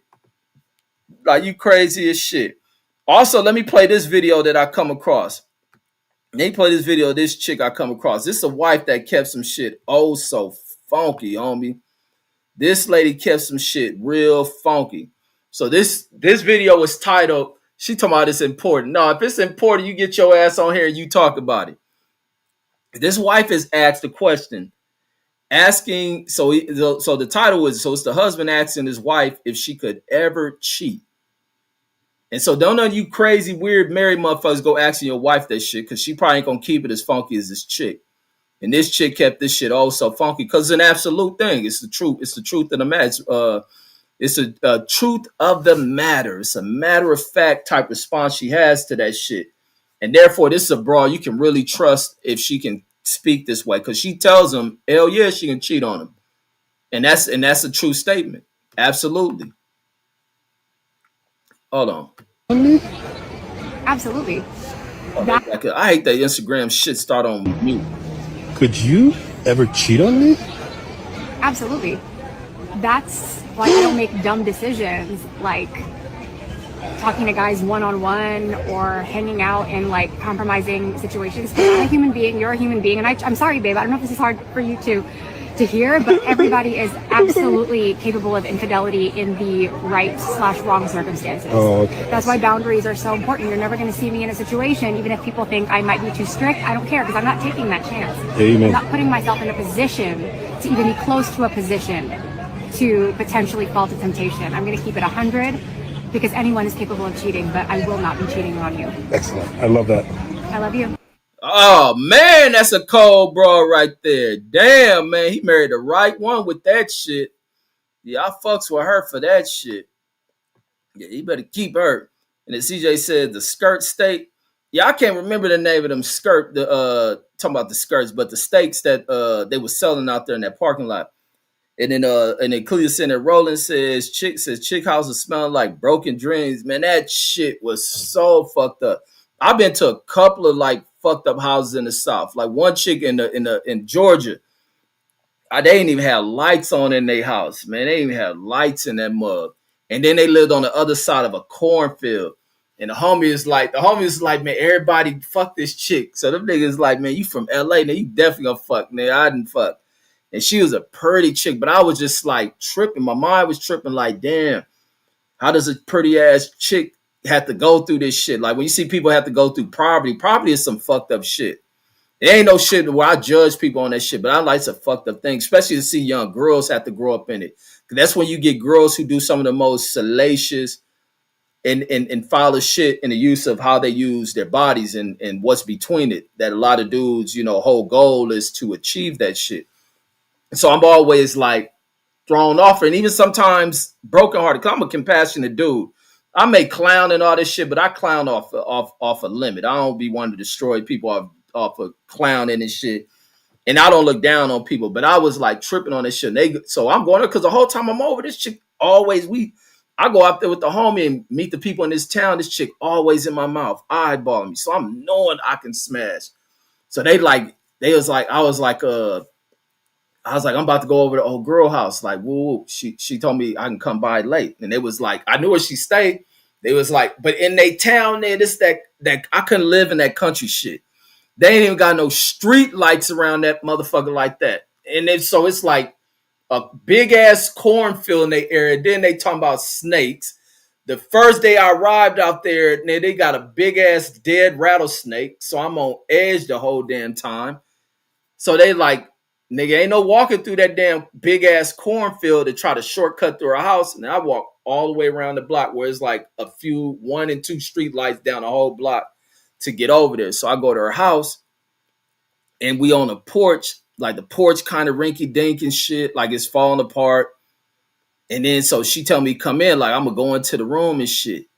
And so we walking, nigga, I can't see shit. And she like tell me to watch it. There's holes in the fucking floor. Then you can see the sky through her fucking roof. It's like a roof got like 10, like that 10 shed shit, like how shacks be. That shit missing, like a big ass boulder, some shit crashed through the roof. It ain't no. So the mother living like that because ain't no man in the house to. And the dude, and down the south, the women keep dudes around to do shit like that, to keep upkeep and rehab and construct on shit. Because otherwise shit gonna fall apart. Ain't no dude in the fucking house. And so no, I never smashed this chick. He said I was boning a sharecropper. No, I didn't fuck. Because I like I say, when I see chicks living like that, man, I be feeling bad, compassionate. And I be like, my mind wondering like an understanding of shit, of like what people going through. So I was like, I couldn't, nigga. I'm seeing like, nigga, the dirt. Because the only way I can see a little bit in the house, because that hole, nigga, the moon shining in this motherfucker. They ain't got, or they may have a candle on, like no lights in this motherfucker. I'm like, or I don't know if they have, because I'm like, how do they cook unless they, I don't know how the fuck, maybe gas go through. They probably light a match to the stove. I don't know how they did they cooking, none of that shit. But I'm in there just like, just tripping, like, damn, you living like that. Then them niggas the next day asking, man, did you hit? Like, what happened? Man, I almost wanted to lie about that shit. But then I was like, nah, I forgot what I made up. They was like, nigga, everybody, nigga, how the fuck you ain't fuck? Everybody who she meet end up fucking. I'm like, damn, I sound like old lame ass motherfucker now. But I was like, no, I couldn't even touch it. I couldn't even touch her. I was like, man, I felt bad for that shit. Because then in my mind, because they country ass people, I'm thinking like, damn, is she washing her ass? How does she take a bath? How does she wash her clothes? Like, they probably doing it the old country way, washing them. That was all in my head. And I'm just like feeling bad. Like, hell no.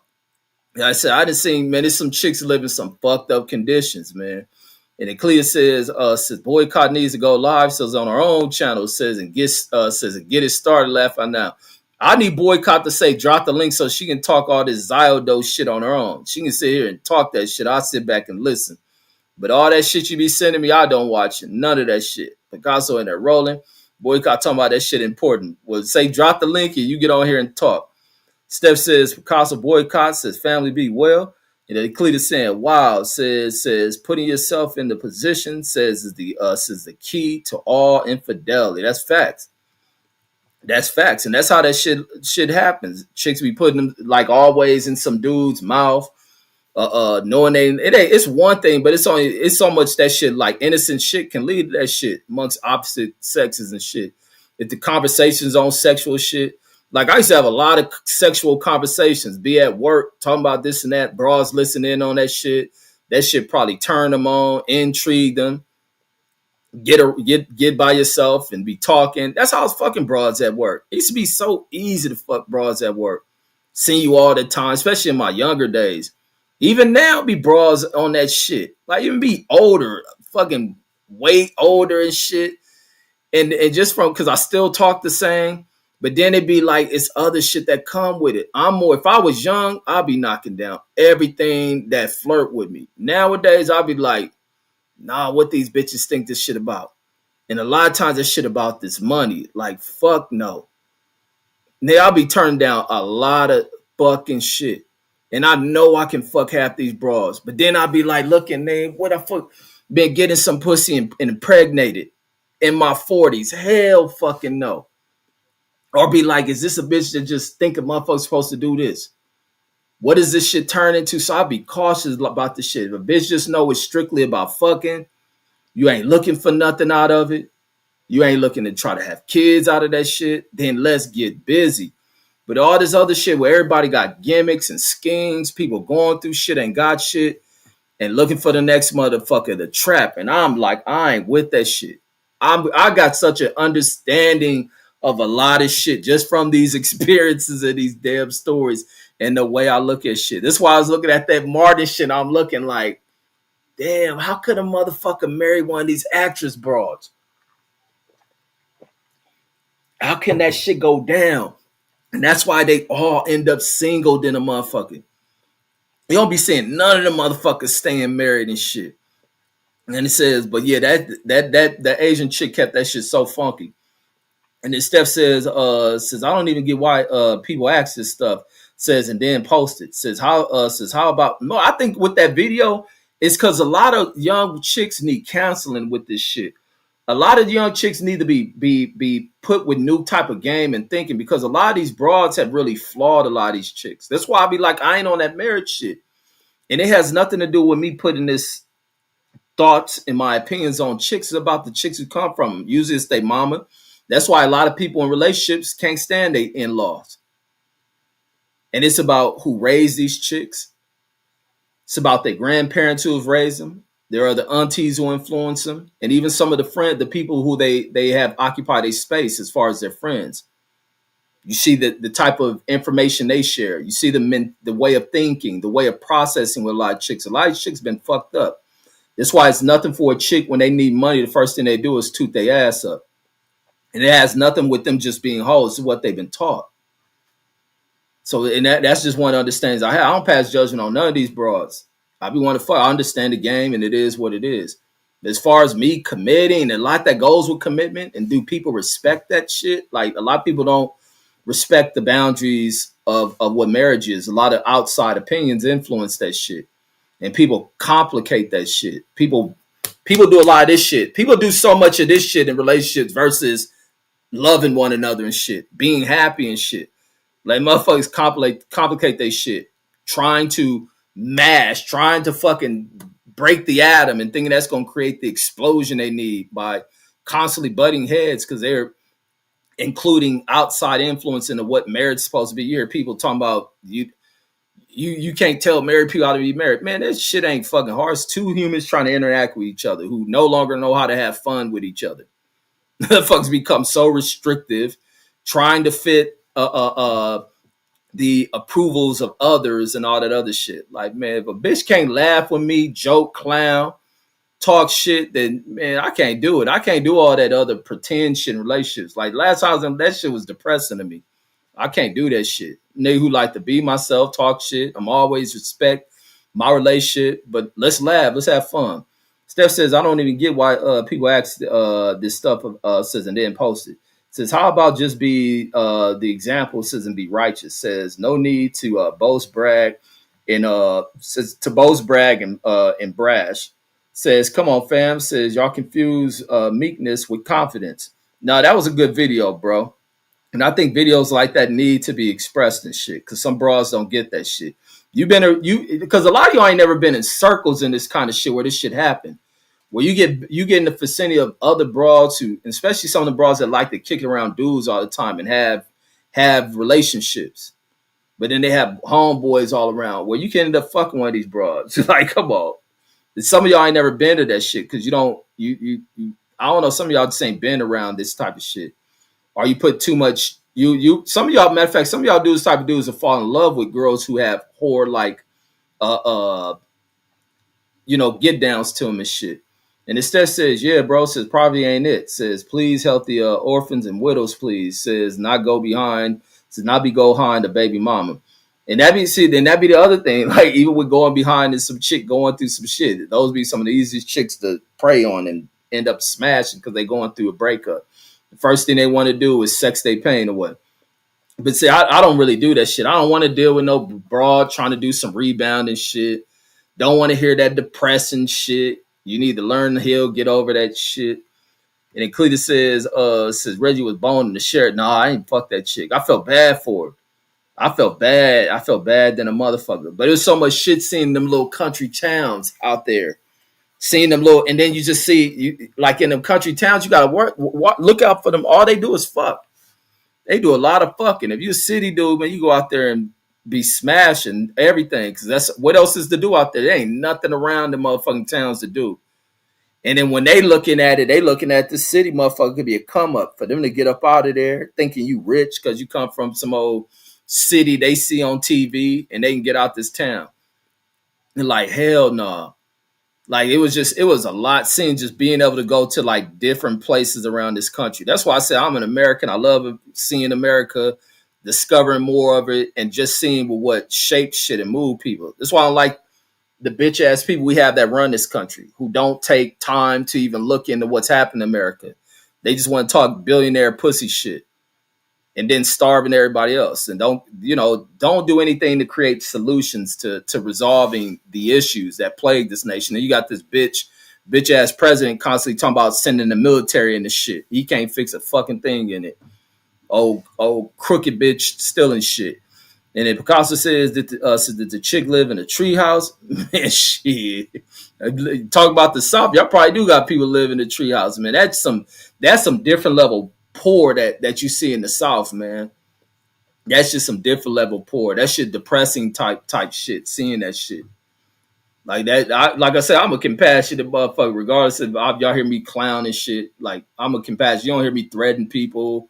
Don't act like no ignorant street motherfucker. Picasso said, because I'm a person that's blessed to come up the way I've come up.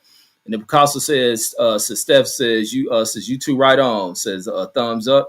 And then Steph says, yeah, brother, says I always say relationships are easy, says humans make them hard.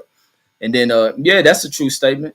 And then Picasso says, if I'm married again, says, and the fire not burning no more, says, I realize, says, you got to be a pimp, says, and bring the whore out of her.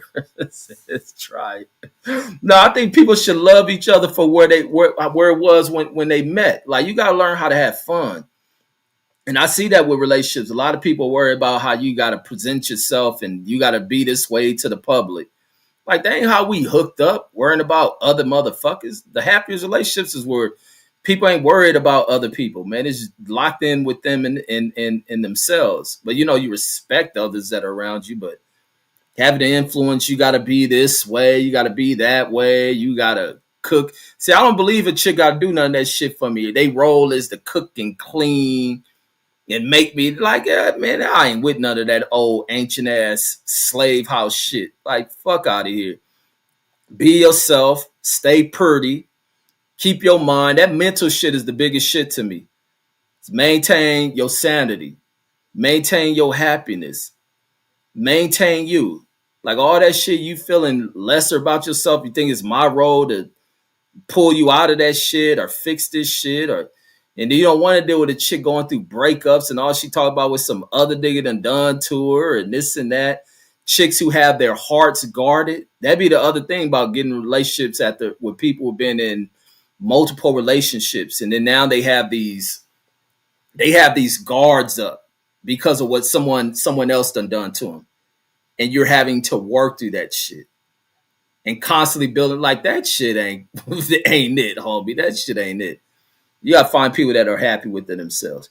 Says, oh yeah, I read that one from Costa talking about you gotta be a pimp, bring that shit. Steph says no. Says I've been in and around all that horseplay. Says just matured. Says and chose a route.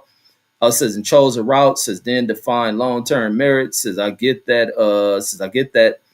That's not everybody, says, but as always, misery loves company. Yeah, misery. No, there's no doubt about that shit. That is definitely true. That misery does love company, and some miserable motherfuckers be wanting to sell it with anything. But see, that's why I be like, I slowed down a lot because I be like swearing like a lot of shit get thrown at me now, and I be tripping off myself like, damn, I really done changed. Because a lot of these bras that be doing this shit, I would have been done smashed them in the backseat of the car. But man, I've been doing all type of wild shit. But slow that shit down. Like, I cannot be one of these older dudes knocking. Not saying that shit can't happen now, but I'll be praying I don't make the stupid ass mistakes or get in my 50s and then knock some shit up. And because these chicks be throwing the motherfucking cake. Like, God damn, throwing that shit. But then it'd be looking like, I'd be like, look, some of these motherfuckers just looking for a sponsor. I'm not a sponsor. I'm not about to do any of that shit. I just want to have fun. That's it. I just want the experience. That's it. Do we vibe? Let's do that. But all that other thing, I'm gonna be romantic and putting all this work in on, like, no, I'm not. And Picasso says I want a woman, says that's into me. Says and wants to avoid arguing.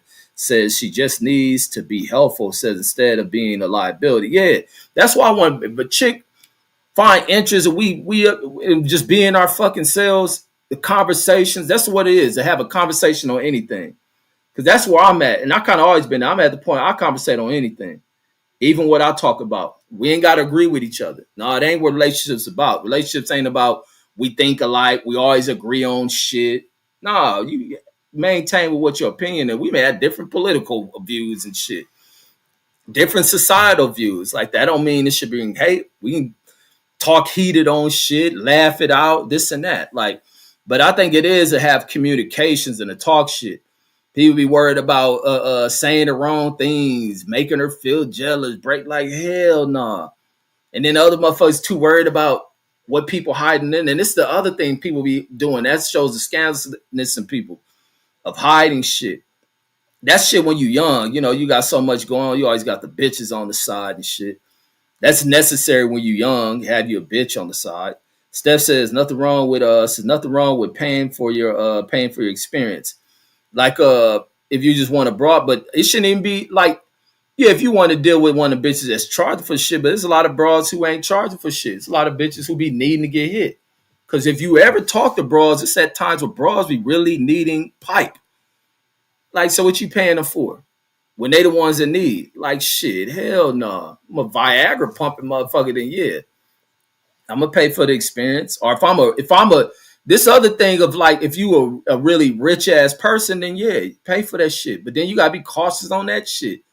How easy it is for a motherfucker to get attached to you if you want them type of people that's up financially and shit. Like, then that's when you don't know how to weigh out whether love is real or not. Like, if I get to that point, I gotta fuck with a bitch who I'd have known this shit. Maybe not. Like, but I'm not looking for none of this shit. I want to be an old nigga that just have broads on the side. And fuck with this bitch 1 month, maybe not fuck with her for a whole half a year or a year. And come back around. Because I always maintain cool ass relationships with broads I have fucked with. All broads I fuck with been cool with me. All of them. Like, I'd be having cool, even if I don't talk to them for a long ass time, or even if some of the broads have been mad over some shit, they be back cool. Because I've always maintained some cool shit within the way the relationship was. Some of them may be me mad because the shit didn't go how they wanted, or trying to hook a motherfucker in on some shit and I didn't want to be. That was always the thing, man. I get to choose what I want. Like, I don't want to be hooked into that shit. You want marriage and shit? Well, you go find it. You go find that motherfucker. I am cool with it. I'll be cool. I'll be back around. You can always conversate with me.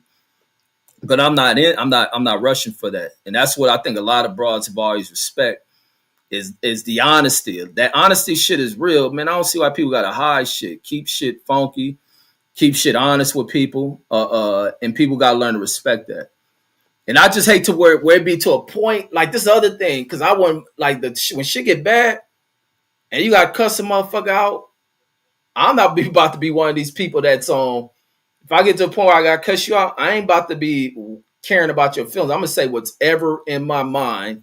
And about whatever's brought it to that point, and I'm about to make your ass cry. I'm about to say some real heartless, gut-wrenching, heart-bursting ass shit because you're taking it that point. And that's why I'd be like, man, I can't do that shit when relationships bad. I got to let the motherfuckers go. Because I don't want to be walking in and you just see a person and just heat it. Like, you know what that shit does to you mentally? Like, fuck no, man, I'm all about being happy. I love me. Like, I ain't about to waste my time in no drawn out, dead ass relationships. Or even people talk about going to the counseling. Like, no, ain't none of that shit. You cancel your way up out of that shit. But that's the one thing, people just got to know who they are, what they are in their relationships, what formed relationships. And I think people get to that shit, understand that shit, just be with you. Like you crack somebody and then here come all this other shit that just drastically changes. Like hell no, man. You people should not be changing, man. You stay with what you are, stay with who you are, homie. That's simply it. That's simply it for me. But that's all I got, man. What else I want to talk about? What I want to talk about? I was gonna clown my Cuzzo Deuce, but man, I was like, I didn't even want to go off on him about his sorry ass Cowboys. The motherfuckers lost to the trash ass Panthers, who's struggling. I was happy to see Jimmy Horn get out there and do his thing. I wasn't even going for the Panthers, but since I followed what Jimmy Horn from out of Dion's program, I wanted to see them to win. But I see, only thing I get with the Cowboys and kind of wanted to win is that Dak didn't fuck the game up. He did good. But now it comes this dilemma. Penn State done fired their damn coach because he ain't doing shit over there. Really, it could be the players too. It could be his coaching, what he brought over there. But now it's time for the ownership in Cleveland to get rid of that damn dumbass coach they got over here. It's time for them to get rid of their coach. And then to see that fool, that quarterback they got in, that nigga threw the ball at his damn receiver's fucking head. That fool threw the ball at that fool fucking head. I was like, man, that gotta be like the beginning of the end for that program. Is that coach puts all that trust in that old trash ass goddamn quarterback over there and that trash ass coach, man, that the team needs to depart themselves. They need to make that dude go pack his shit up and go find a new job. And he can take that quarterback Gabriel along with him rather than, trying to figure out what's the best fit for that damn offense, because that team is over there struggling. I don't know what they're going to do in the draft, what dumb decision they make. If they draft that trash out of the Texas Longhorns program, there'll be some bigger fools. Or give Shedeur so many teams that are needing a quarterback. Release this fool. Let him get an opportunity with somewhere else, because other teams who can use these dudes. But to set kind of a petty situation that involves his father wanted, kind of throw shade at his dad and to target him and make him suffer through that shit. That shit is wrong as hell. That shit is wrong as hell. And I think if that coach is the one deliberately doing that shit, because it makes no sense that both of those quarterbacks ain't sharing time on that damn field. I think everybody across the world sees right through that shit. And it's time for that ownership in Cleveland to fire that dummy, because I think it's starting to get to where there's going to be a breakdown in that locker room. There's already breakdown up in the stands. There is a breakdown in the media room when they're doing their interviews. And then there's going to be a calling for that coach to get up out of there. There's a number of coaches who got to go.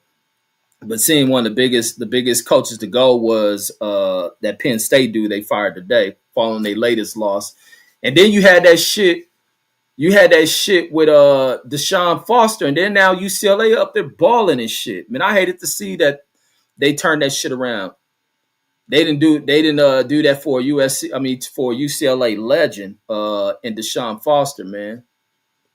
Like I hate to see that UCLA program start to turn around this shit. And then let me see. I read this one for Picasso. Says I'm got to the point in my life where I don't hide. Says where I don't hide my phone. And I don't lie all the time. Says if a chick try to if a chick try to ration out herself to me, says I'll leave her ass. Says I'll leave her ass like in a Matrix. Says like some agent after her. And that's the other thing. I'm glad you brought that shit up. Is the rationing of the goods out of anger and shit. I can see if some chicks want to slow down. If you want them old fucking horn dogs want to fuck every 10 seconds or some of that shit, and you just killing off her drive and shit. But a chick who has a drive and wants to ration that shit off, that is a dangerous type chick. That chick is manipulative, and that's kind of abusive too. Like, hell no, that's some manipulation shit. And those type bras deserve to be cheated on. And then in steps, because that's the other thing people take for granted is the fact that they act like attraction just ends. They act like the baddest bitches there to be created ended when you got with them. Like, what the fuck delusional world you live in and shit. And then Steph says, speaking of TV wives, says, and then Picasso saying me. And then Steph says did Anthony Anderson hit Tracy Ellis Ross? I don't know, but they was never in they roles all lovey dovey. And then Tracy is single.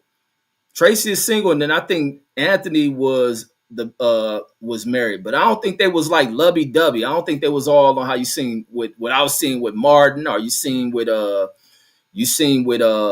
with the Cosbys. Even when you used to watch Fresh Prince, you didn't see Uncle Phil and what's her name? You know, he had multiple wives on that shit. They were all super lovey dovey and shit. Even on the Family Matters, they wasn't all super lovey dovey. And matter of fact, I think that chick was single. Cause I remember her daughter used to come on our block. What's her name? Harriet. The homie Mike used to go to school with her daughter. Her daughter used to be over there. We used to call her. I never knew her name because we kept calling her Family Matters all the damn time. But she used to be over there. She was cool than a motherfucker. And then and Picasso says Cowboys need a makeover. It says new owner. They DBs I think be getting burnt. I think they DBs be over there giving up too much. They give up too much to where teams are able to kind of keep it neck and neck with the Cowboys, and then one mistake and two lucky ass plays give a team a victory over them. But Dak been playing his ass off. That was the one thing looking at his stats. His stats are good. What he's doing back there is good. The protections offensively look good. He ain't getting sacked all over the damn place. It's just that secondary. Deuce a fan of him. I'll just give my assessment. I think their secondary kind of is suspect as hell. They secondary is suspect as hell. And I think they linebacker core. Hold on, let me go over and look at the stats on that shit. They known for giving up shit. Let me see. They gave up. They only had one sack on Bryce Young. He went for 200 yards. They rushed for 213. I mean 216. They main running back ran the ball 30 times. That fool went for 183 on the Cowboys. So yeah, it's a secondary and they run defense is trash. Also, let me see. Even with the sorry ass fucking Ravens now, and that just shows how great of an asset Lamar Jackson was to that fucking team. But now you get this dumbass coach. I think I seen earlier, Derrick Henry got a lot of touches on the ball. Here he is with 24 touches of the ball. He goes for 100. He goes for 122 yards. Let me look at Henry's breakdowns because I don't think have been giving him the ball like that. Let me see. Let me see games. But I know they. Oh wait, let me see. Is it called game log? Okay, yeah, that's what it is. How many touches was he getting? Yeah, this fool wasn't. Harbaugh was getting this fool the ball in that first game. He let him touch it 18 times. He went for 169. Then he gave him 11 touches. Think he had like a fumble in there. Then he just abandoned the run. He just kept abandoning the run. Then today he gets touched the ball 20-something times. First time he touched the ball 20 times in the season. Like, come on, man. This coach can't be that fucking stupid. But they definitely need a quarterback. They hurting from Lamar being gone. And he says Dylan too small. Says he's not an NFL prospect. Wait, who is Dylan? Who is Dylan you talking about? And then are you talking about that quarterback? No, I don't think he's too small. He just ain't got no confidence. Dude ain't that fucking good. They try to force him in there. Like I say, the coach or somebody on that organization's cool with his team. All that nepotism. What's the opposite of nepotism where you friends with somebody? I know I seen it in that the word used when we did that live stream on corrupt presidents. I forget the name of that word. And instead says you need a segment called "Who Needs to Be Fired." Man, I've been thinking about that shit. A lot of these dudes need to be gone, man. A lot of motherfuckers play too much of this political shit. It's too much political shit in professional sports. That I think the best of what you can see in these athletes is limited by the politics, limited by these whole ass owners, limited by these damn coaches. You see it within this system under this Trump motherfucker about how people want to pick and choose winners. People want to create the script. That's why you listen to a lot of former athletes, whether it's NBA, not so much NFL players. NFL players is hoes when it comes to being opinionated. I can't stand NFL athletes. They act like such quiet bitch ass people. Especially a lot of them want to get network jobs, so they don't want to say the wrong thing. But NFL players act like bitches. But NBA players, the past NBA players, who especially on social media, will keep shit funky. And they talk about the politics and how their careers have been interfered with. And it usually be these bitch ass coaches playing this bitch ass politics shit with these bitch ass owners. And that's what you get. Because to me, it makes no sense that an athlete you can see so promising at the collegiate level come to the league, and then all of a sudden they're not doing certain shit. And you get coaches that are not doing shit. They make all this shit about some coach being some fucking brilliant mind. Fuck them coaches. Get in there, let these athletes fucking fly, goddammit. And they limit that shit. They don't want this quarterback doing certain shit. They don't want to see this quarterback having success. They don't want to see this type of fame and acclaim going over to this athlete. So then they try to derail that shit. You see that, you even seen that shit, especially in like the middle part of the 2000s with the when it comes to Heisman races and shit, and how they used to try to pick and choose the winners. And if a white guy didn't win it, then they'll try to railroad this Heisman Trophy winner when he gets to the league.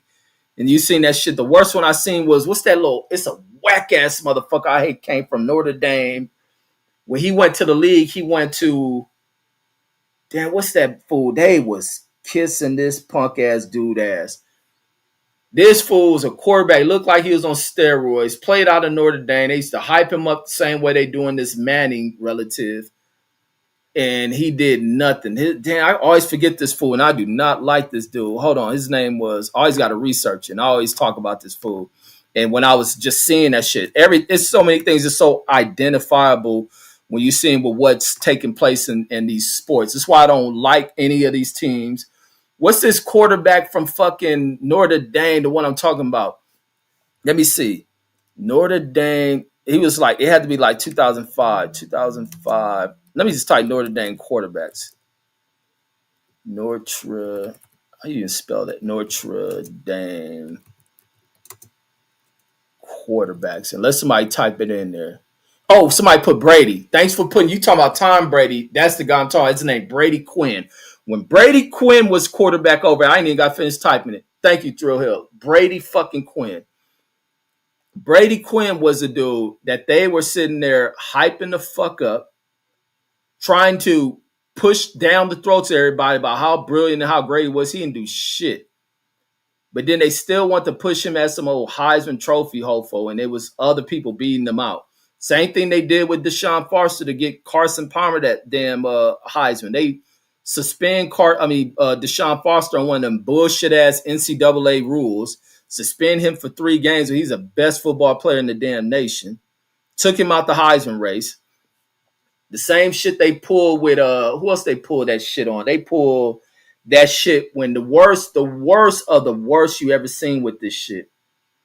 Them wanting to fucking set players up with all these fucking awards and all that shit, give them all these unearned accolades, was when they pulled that shit with RG3 and Andrew Luck. They had a bullseye on fucking RG3's back when they awarded him that Heisman Trophy over Andrew Luck, because they had been spending all that time highlighting Andrew Luck was this and Andrew Luck was that. Even when Andrew Luck got to the league, they were still overhyping him. He didn't do shit. He's this and that. He's special. Where did Andrew Luck? Did he go to Indiana or some shit? And then so when that Heisman Trophy ceremony took place and Andrew Luck didn't win that shit, them disgusting commentators sat there and disrespected the fuck out of RG3. They even in why this shit is going on, asking Andrew Luck why he think that he didn't win this shit and stupid questions like that. And Andrew Luck had to take it like, man, this ain't. I don't. He said I'm not. He said something to the effect like he not answered. Those ain't the words, but he said it's not my moment. It's Robert's moment. He's a Heisman Trophy, like basically telling these ESPN motherfuckers, get out my fucking face. Like, don't pull that shit right here. Like, that's the disgusting shit that they do in this fucking professional side of sports. And you listen to these NBA players who speak on it, Michael Beasley, listen to their stories and how these coaches will railroad these dudes, especially in football. And even the players who people be looking like they getting burnt, they know, man, it's something happening in them teams or them coaches are fucking that shit up for these dudes. And then he says, Steph says, yeah, says I don't think he hit either. And then Steph says secondary is horrible. It says, however, says Eber, what is that? I can't see his name. Eberflus says don't have the talent. Says don't have the talent those positions. I guess in those positions. Steph says can never have enough running backs. Says defensive linemen. Says and DBs. Says what is that? Oh, meritocracy says is what you're talking about. Okay, is that the word meritocracy? And then is that based on like friends? No, I don't think that's like nepotism. No, it's not meritocracy. It was another word, something like nepotism, but it's another word for being aligned with somebody, friendships and something. And then Steph says, "True," says that only a few good commentators. And Steph says I like Nate Burleson says on CBS and Facts. I like Nate Burleson on CBS and Fox. Fuck Terry Bradshaw. I can't stand that old piece of shit. Says Troy Aikman says all those guys says call things out. Says on air and off. But see, those are privileged guys. Troy Aikman and Terry Bradshaw never dealt with any of the shit that other players deal with, especially a black player. Never dealt with that shit. Black players act like fucking Terry Bradshaw. That shit never pop off. And then also some shit I was told about Terry Bradshaw. Terry Bradshaw was a dude whose success came off of a black dude. There was a black quarterback I had that I heard that led the Steelers to that Super Bowl this fool ended up winning. He led them all through the playoffs. They benched the dude, put Terry Bradshaw in, and then that was from there with Terry Bradshaw. But I heard there was a black guy at quarterback that led that team all the way through the playoffs. And then they bring Bradshaw in for that motherfucking and blacklisted that black quarterback from the league and shit, brought up some shit on him or some shit. No different than Doug Williams winning the fucking Super Bowl. And then Steph says my guy Brady and Peyton says won't say shit. Says about no one. Says known facts is about them. And then, they tell me the name of the dude. I'm talking about Brady Quinn. When they discussed him, motherfucker, they was trying to lead through media into a Heisman Trophy and shit. Because I forget the year. Hold on. What's the year Brady Quinn win? Hold on. Let me see. Let me go back into this shit. Who was in the lead during that shit? Brady Quinn Heisman race. Who was in there? I know they had issues. Said Brady Quinn was a prominent contender for the Heisman. Who won that shit? Is it the year? What year was that? I remember when Ron Dane won that motherfucker. What year did Ron Dane win that shit? Says Impact Quinn. 2007. Let me see. 2006 Heisman Trophy. Let me go into that shit. Oh, Troy Smith says he played quarterback at University of Notre Dame, had impressive throwing. I ain't think nothing of that motherfucker. Says despite strong performance, says he finished third in Heisman, says behind Troy Smith. That's who won that shit. Troy Smith, and then it was Darren McFadden, who was at Arkansas, the Raider running back. And they fucked off Troy Smith. I ain't about to say Troy wasn't good, this and that. No, they fucked over his career, dude. They fucked a lot of these dudes' career. Oh, Brady Quinn went to the Cleveland Browns. That's what it is. That's why I don't like that professional shit. You get all these hoe-ass coaches and this motherfucker and that nepotism shit and, like the league, a lot of these sports, man, is railroaded by these people within these institutions. So institutionalized racist bullshit within sports that limit shit. We're here to watch sports, not you little pussy-ass politics with you suit-wearing fucking chumps. And he says, Steph says, I drank the Brady Quinn Kool-Aid. I bet you did. Says, good team, man. Says, I thought he and Braylon Edwards says it's going to do something. Brady Quinn was shitty. Brady Quinn was an arrogant fucking prick. He's a dude been brought up through his racial privileges in the sport and the fact he played quarterback. He ain't earned that shit. And then Picasso says, politics is Picasso says politics and martial arts says held me back from getting my exposure. I bet it's a lot of that shit. Even over in the boxing shit. He says the gym coach says want you to stay even. Says want you to stay even after 4 years of your time. Says I had to skip practice. Says and got straight into tournaments. And then Steph says, I think 03, 04. No, they said it was a 06 Heisman. What year? That's why I want to see Ron Dane. I remember the year Ron Dane was in that motherfucker. Ron Dane it was exciting watching that fool Ron Dane play. Ron Dane. Wait, I don't even know how to spell that fool name. Oh yeah, like Dwayne. Ron Dane. That fool was killing it in college, man. They couldn't stop that fool. And let me see what happened to him in the NFL. That fool was smashing shit. 1999. That's the year he won the Heisman. 99.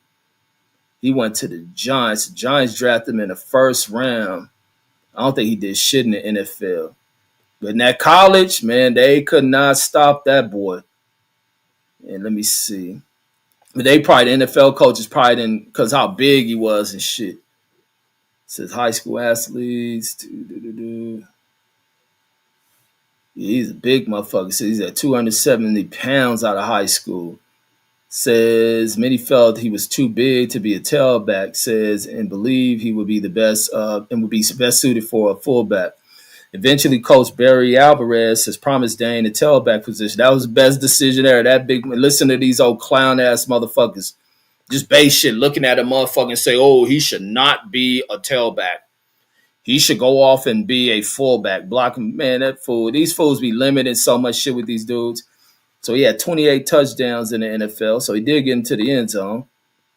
Let me see.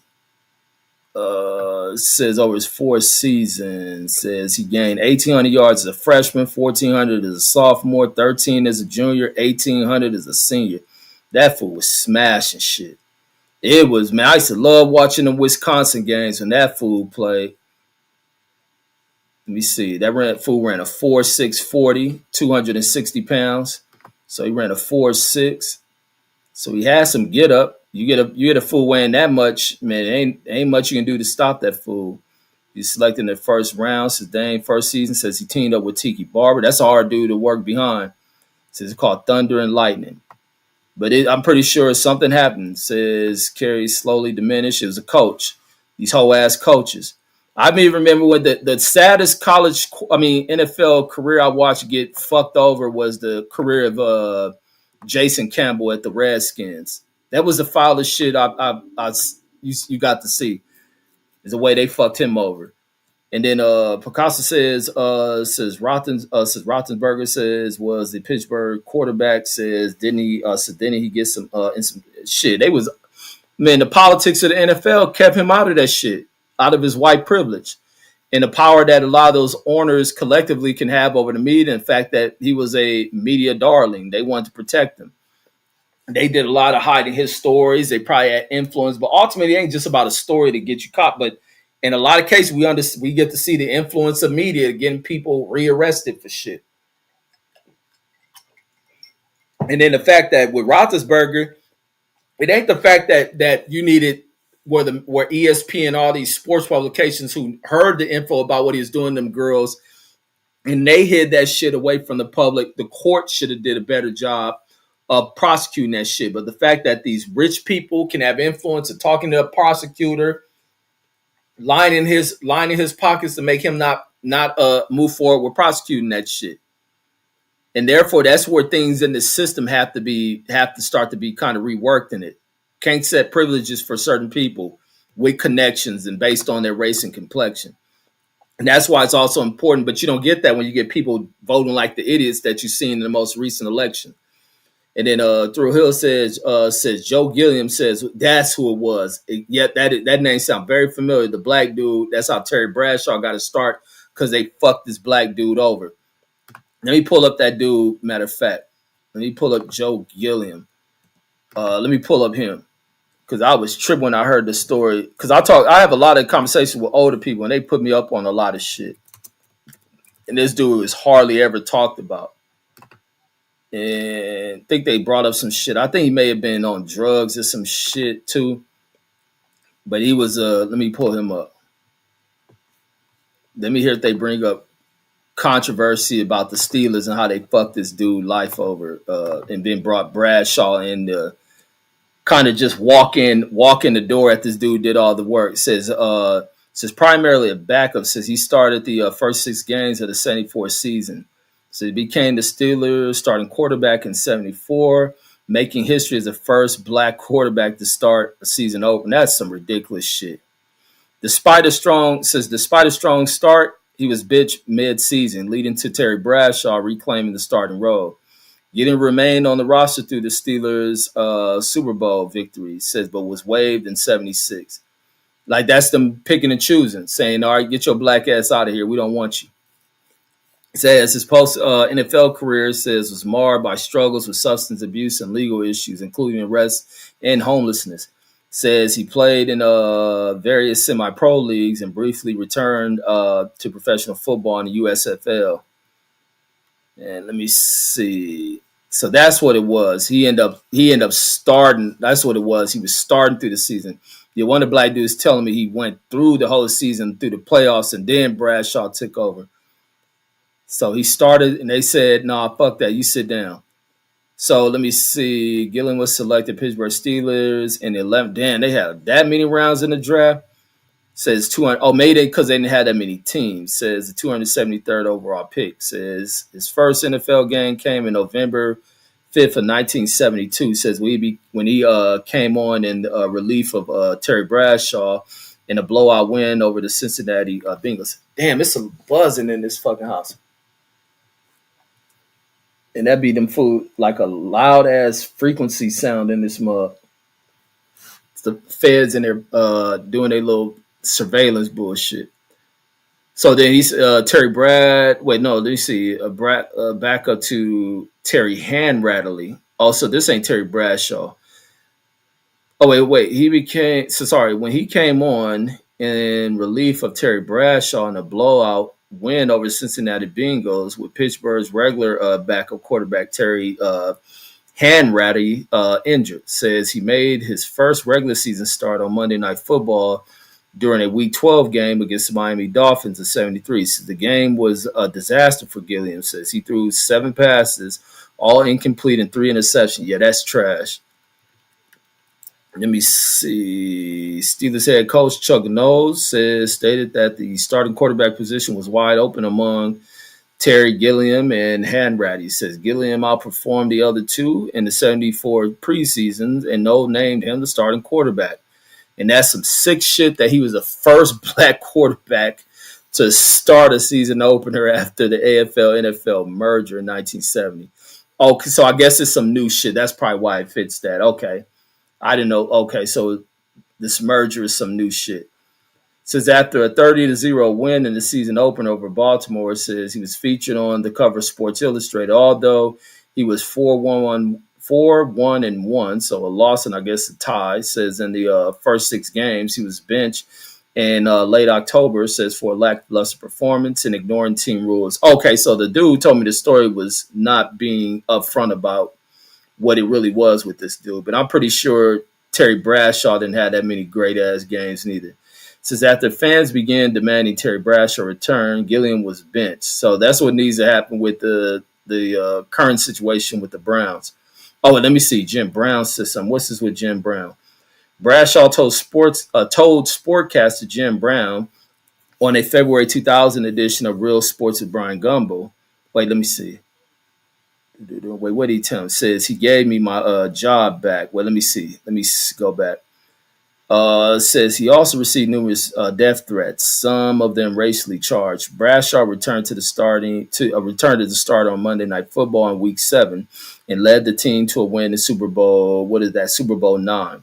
Says the first of 4 Super Bowl championships with him at the helm of the offense. Says he gave me my job back. Bradshaw told sportscaster Jim Brown. Says he spent most of the 75 season as a backup to Terry Bradshaw, but was demoted to 3rd string behind Hadley. Says after poor performance.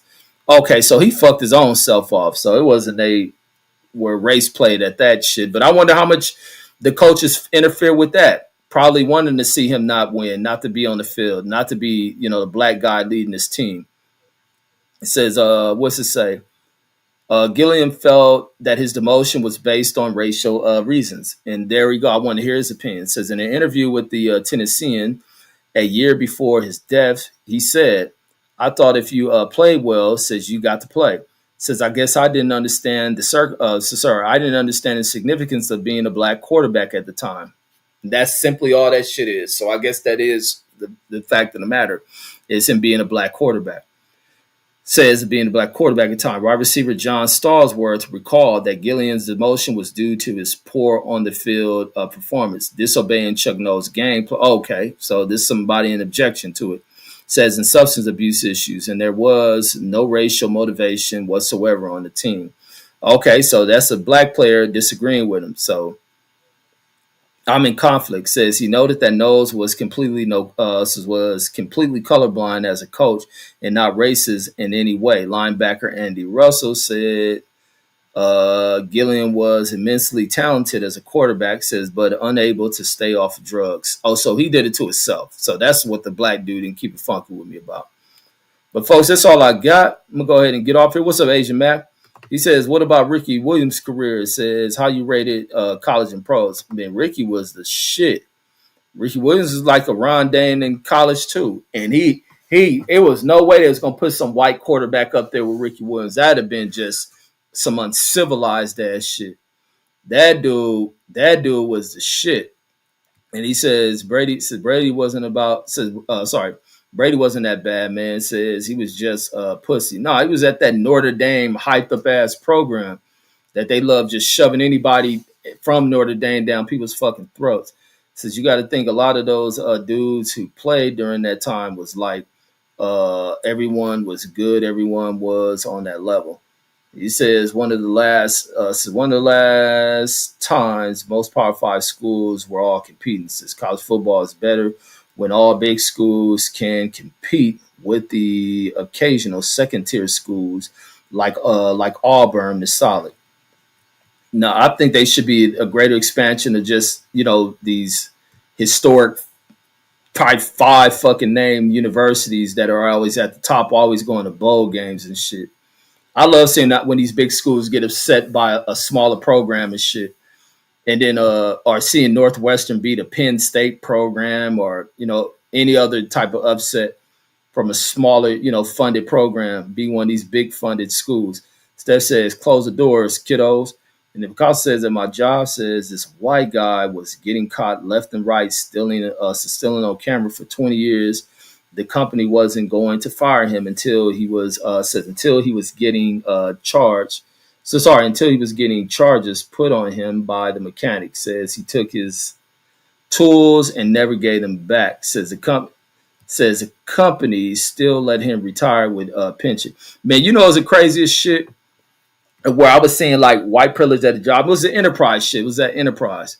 Asian Mass says Putin and Xi Jinping says going for the juggler. Oh, on Trump ho ass? I hope they do. Fuck Trump. And then Through Hill says Star Wars and Swan says were his receivers. But back to this shit about like seeing like white privilege and shit was about how this white dude say some of the illest shit. And even me one time I told a nigga I'll punch you in your motherfucking mouth. Because I think he wanted to go off and be a cop or something, whatever he was. But he used to say way out shit. Because like I say, I wasn't with none of that trying to sell people insurance. He was the manager at that last branch I worked at. The one where I was telling the story of the day where the dude crashed that brand new car, the old man. It was at that branch. But this fool, it was a black chick. This black chick who ended up getting accused of stealing some money from a branch. This bitch tried to write me up or some shit for whatever it was. And it was funny because years later after I wrote that email and I left, this bitch try to friend request me on the Facebook and trying to ignore about when she tried to have me written up. And I was like, I ain't signing none of that shit. But the white dude said some old way out shit to me. And I told him, I said, man, I'll break your motherfucking jaw.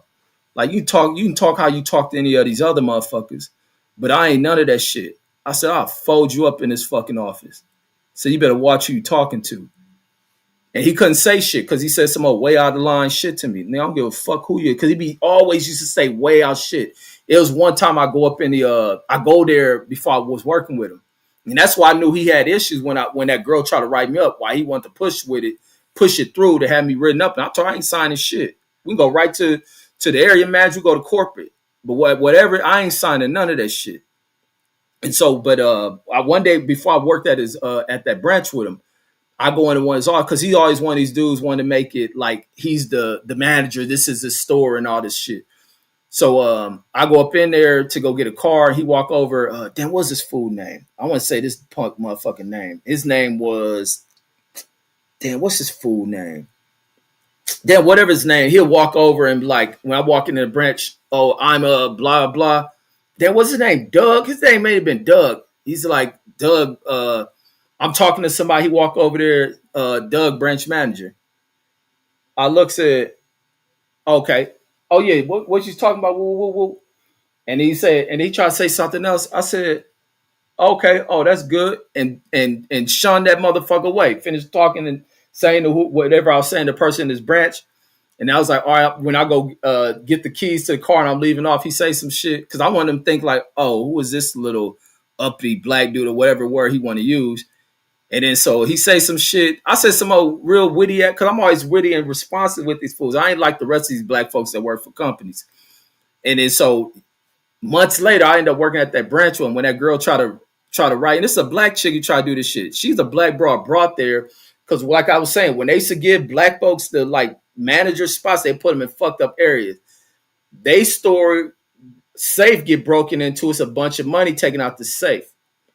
These chicks were brought under investigation. Now, this dumbass broad did some dumbass shit where this chick all of a sudden got 2 new cars and shit.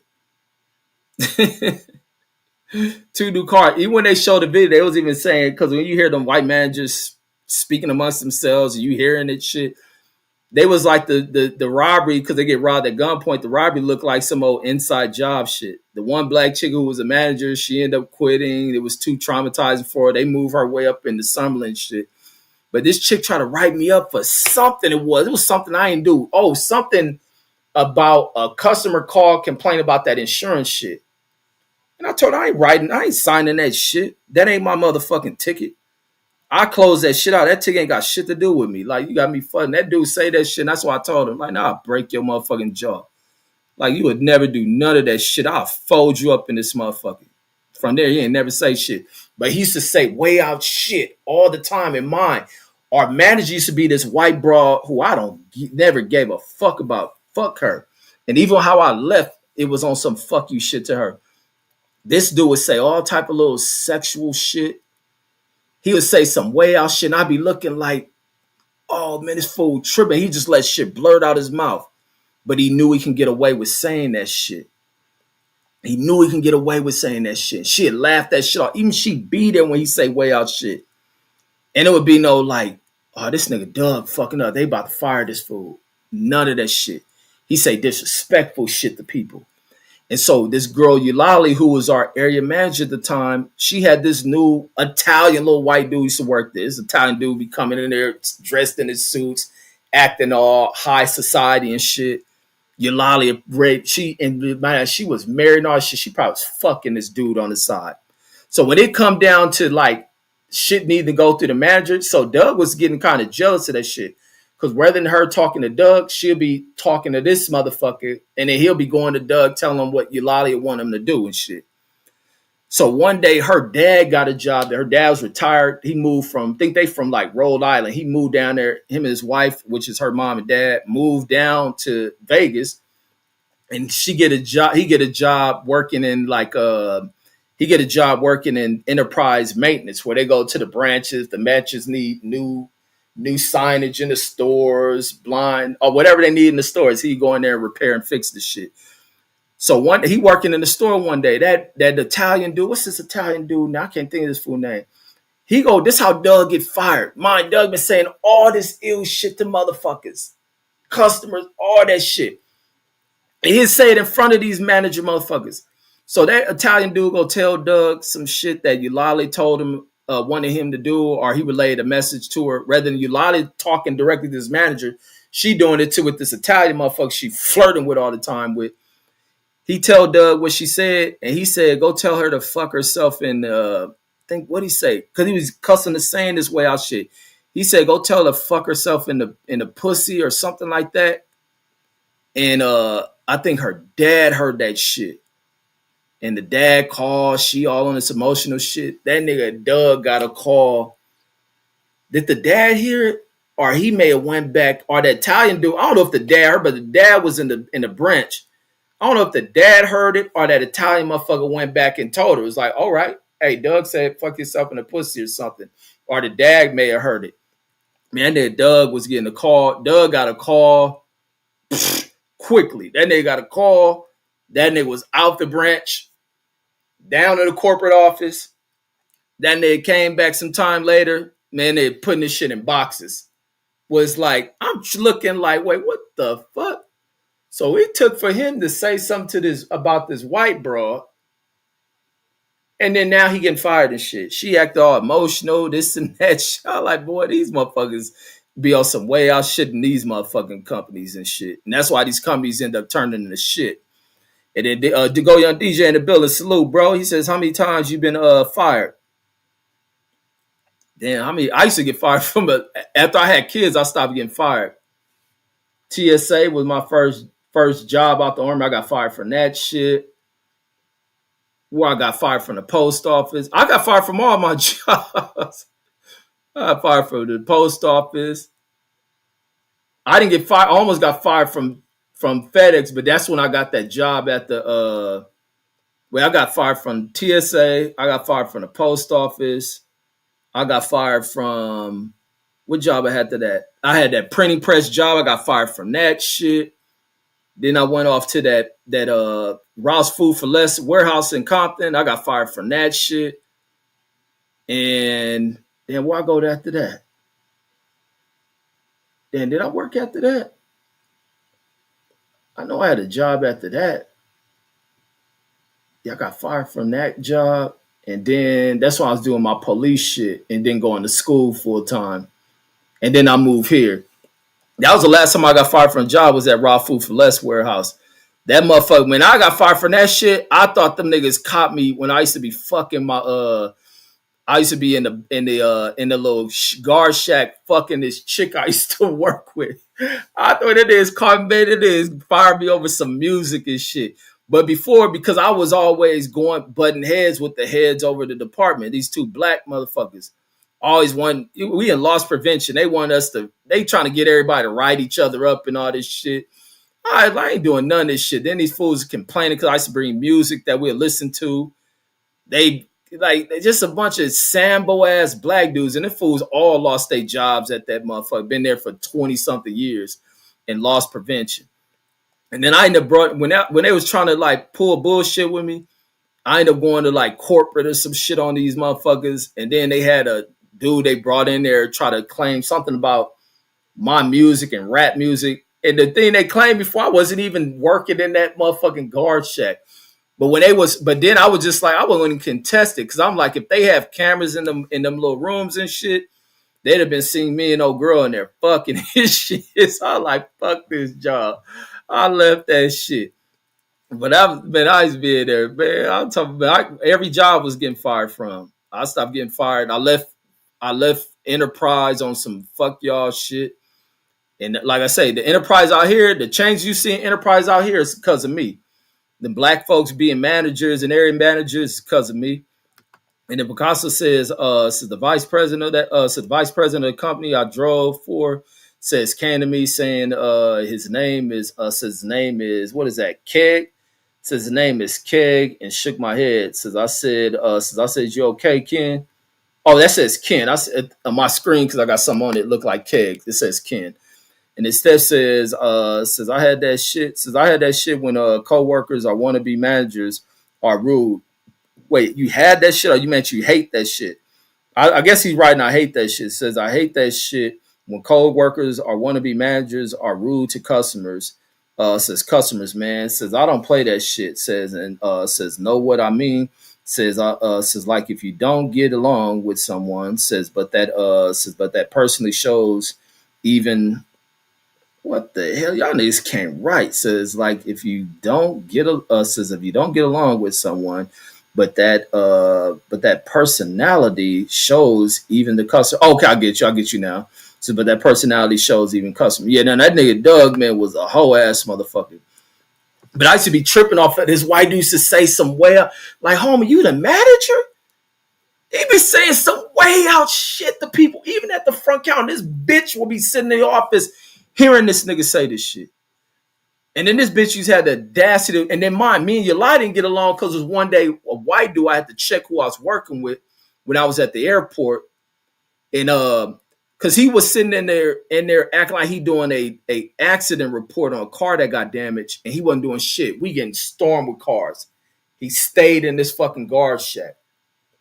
And I watch him just sitting there. Ain't no customers in there. It don't take that long to write up one of them damn accident reports. And the cars just filling up as they returning. And I walked down there twice. I walked down there. It's like, hey, man, we need help out here. It's like, it's just this broad ain't got nobody else down there helping. I'm doing this shit. You scanning cars in, got closeout tickets. And I'm like, hey, we need help. And he's like, oh, all right, man, I'm doing the tickets. So then I go back. I look back up there, him and some other white dude in there talking and shit. And I walk in there. I say, hey, man. I said, you need to get up out here and come help turn these cars in. I said, you ain't in here doing nothing. And then so when he come out the shack, he said, he gonna come out here acting tough. Like, man, why you all in my shit, man? Why you talking and getting my shit? I said, man, you better watch who the fuck you talking to. Like, you got me fucked up. Now I'm putting the little device we close people and scan their tickets in. You scan the car and close their ticket at. I said, you better watch who the fuck your little skinny ass talking to, bitch. Like, you got me fucked up. Like, don't you ever play that tough shit with me, nigga. I'll dust you off in this fucking parking lot, you little hoe. Like, you better get your motherfucking ass up out of here. So he go walk off, go run to the damn where the manager's at, and that bitch Eulalia. Eulalia was a manager. She wasn't an area manager at the time. So he go run talking to her. So Eulalia come over there asking, Reggie, what's going on? I said, man, this dude's sitting in here, sitting on his ass, not doing nothing in his shack. Why we got all these cars sitting up here just stacking up? And then she's like, well, I don't think he'll do it. Because she talking about like he always working hard. This fool, one of these people, when they around, you know, them people do shit, don't do shit. You can't find them. They lazy. But when they see managers and shit around, they want to act like they working so hard in the presence of these managers. And when they disappear, they on that lazy shit. So Eulalia trying to say, that doesn't sound like something he do. Like, I just don't believe that. I said, oh, you don't believe that? I said, well, then don't believe it. Whatever he told you is what happened. And I turned and walked off. She's like, you just gonna turn your back and walk away on me? I said, absolutely, that's what I'm gonna do. I said, well, whatever that dude told you, then that's what happened. I said, but you better go see if he did that accident report. And she don't want to believe that shit. So from there, I just never fuck with that chick. When I see her, when we used to be on high and by or greet each other, shit, man, I walk right by this chick. So when she became area manager and I'm working with, when I was leaving, I used to work in the other branches I see her in. Mine, because she was stressed out in her role as an area manager. People quitting left and right. Her numbers fucked up for all the branches she had. I walk into a branch because I knew I was leaving in like the 2 weeks before I made that email and did my little the shit I wrote in my exit interview and shit. So I walk in the branches and I see her in that office because I used to be tripping off of all the shit I watched with her, the way she let these white motherfuckers get away with shit. And then, you know, play that little bullshit. So when I walk in, I see folks like, oh yeah, man, this is my last week. I'm up out of this mug, man. I'm about to be quitting, man. I said, I'm about to be quitting in 2 more weeks. And mine, she don't even know about this notice I put in. I was just like, man, I'm about to quit. And so I was like, I'm gonna be gone on this day, blah, blah, blah. Because I was like, I had another job lined up. And so I just talked to cats I was cool with. And I said loud enough so she can hear it. Like, because she's like, I'm like, you about to be fucked over because you about to lose another employee. And you ain't going to know nothing. I'm like I'm going to just quit. I'm going to be out of here. So then I'll be at another branch. I see her. It's like, yeah, man, I got just a few days. I'm up out of here like 2 more days or some shit. So one day she come to that branch I'm working out at where the fool Doug who get fired and shit. Because that's why I think she was stressed after she had to get Doug fired. She felt like, I don't know if that shit put like where people were treating her different or some shit. That's what it was. And so she come and she wanted to talk. She's like, Reggie, can we talk? I was like, yeah, what's up? She was like, so I hear that you're leaving and blah, blah. I said, yeah, I'm leaving. I'm leaving. I think I told her like today my last day, or it might have been tomorrow my last day that I was saying to her. And she was like, you weren't gonna say anything? I said, no. What do I need to tell you for? I said, I don't got no reason to tell you. I said, to be honest, I don't even like you. And she was like, well, I thought everything was always cool. I said, no, nothing ever been cool with us. From when we was at the airport, from that shit. Then every time you in here, this new dude who done walked in here, even how Doug get fired. That's why Doug said that shit to him about that with your father in here. I said, I never had respect for you. I never liked you. And then she was like, that shit, I used to keep shit funky with these motherfuckers. Cause we gonna play race shit, I'm gonna play it with you. And I'm gonna disrespect. I'm gonna be like how Terrence Crawford. That's why I love that shit, how Terrence Crawford did Bob Arum. That's the same way I play that shit with these motherfuckers. We want to play politics and games. I'm gonna get the last laugh in this hoe. So the only reason why I end up staying, I end up actually putting a 2-week notice in. I was about to leave and go to that other job. Only reason I didn't do a 2-week notice because I had to delay my hiring over there because I lost my motherfucking ID in one of these damn cars. So now I had to go get another ID, and they held the job for me. They held the job for me like by like 2 or 3 weeks and shit. And then so I went in and put in the 2-week notice. That's the only reason why. Other than that, I was gonna quit. Like, fuck you, bitch. And just left it quiet. Now she knew how I felt about it. I ain't like it. I met another one of the managers up there he used to be a funny style acting manager. I think I had to check that fool one time in there. He's just so angry acting little white dude. I had to check his whole ass at the airport. I see that fool at the damn lottery store at the state lines where you go play lottery out here on the California side. Now I'm in line with this fool. And he in front of me, I'm behind him and shit. He was like, oh, hey, Reg, you want to act all cool? And I had to tell him, this fool name was Nick Mayhew or some shit. I was like, what's up, Nick? And I was like, hey, man, to be honest, I said, I never liked you. And I said, man, we ain't cool. I said, man, I ain't got nothing to talk about, but good seeing you. And he turned around, looked forward, stayed in that line, and didn't have a word to say. Like, it ain't about to change in a friendship. Niggas think they can just treat people, especially people you work with, who are fucked up people inside of a work environment, and then get out in regular society and see you and want to play cool. Like, nah, nigga, I don't like you. Like, it ain't got nothing to talk to you about. Like, but that don't mean I gotta go upside your head or be threatening unless you get out of line. Like, nigga, but fuck you. We ain't friends. This is why I be like, I don't do that shit with people at work or jobs where people are just shady and foul as fuck. Or you see how they be with other people. I can't go around that shit. I don't do that shit in personal life. I don't hang around hoe ass people. I just don't. I don't even like being in the circle around hoe ass people. So what people think you're gonna be brown nosed and they try to get promoted. You gotta niggas be having to kiss ass to get promotions. Like, please. Steph says since I've been fired at least five since I've been fired, or not at, so you've been fired from at least 5 gigs or something. Yeah, I used to get fired from almost all jobs because I didn't play that shit with people in roles. But think because they manager or some shit, and then people puff their chest out, think they this and that. Like, nigga, please, fucking bitch.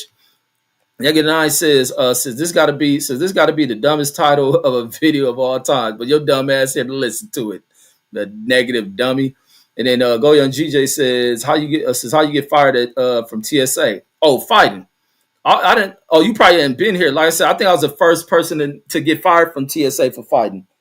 Probably in this whole fucking country, wherever TSA was at. I think I had to be the first employee to get fired for fighting. Like, and definitely at LAX, because it was when I worked at TSA had just started. I don't think I lasted.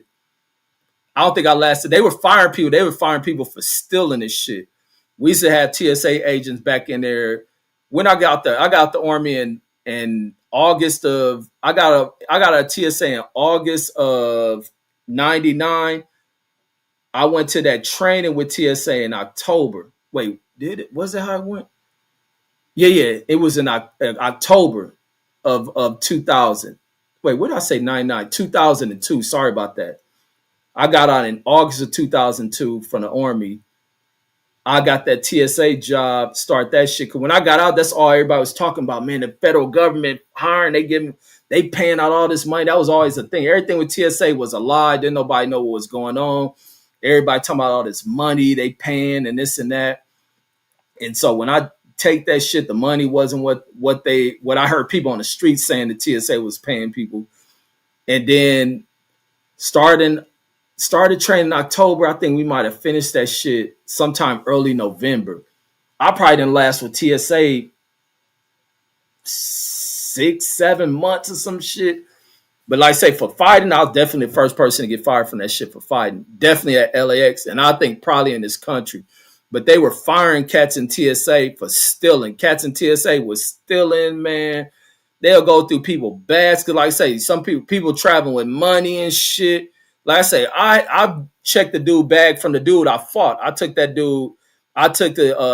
They put me in a this little fucking, what'd you call them shits? They put him in like a little hookup job role at that shit that they took him off he lost that role because people were bitches. He lost that role because he looked intimidated. He a big old gang banging looking ass motherfucker and people intimidated him. So they took him off of that role because you got to kind of be, you know, you got to be kind of pleasant to people and have a level of customer service with people. He didn't have that shit. He just looked mean all the time and shit. And they took him off. So that's time I went through a person bag. This fool carrying like 100.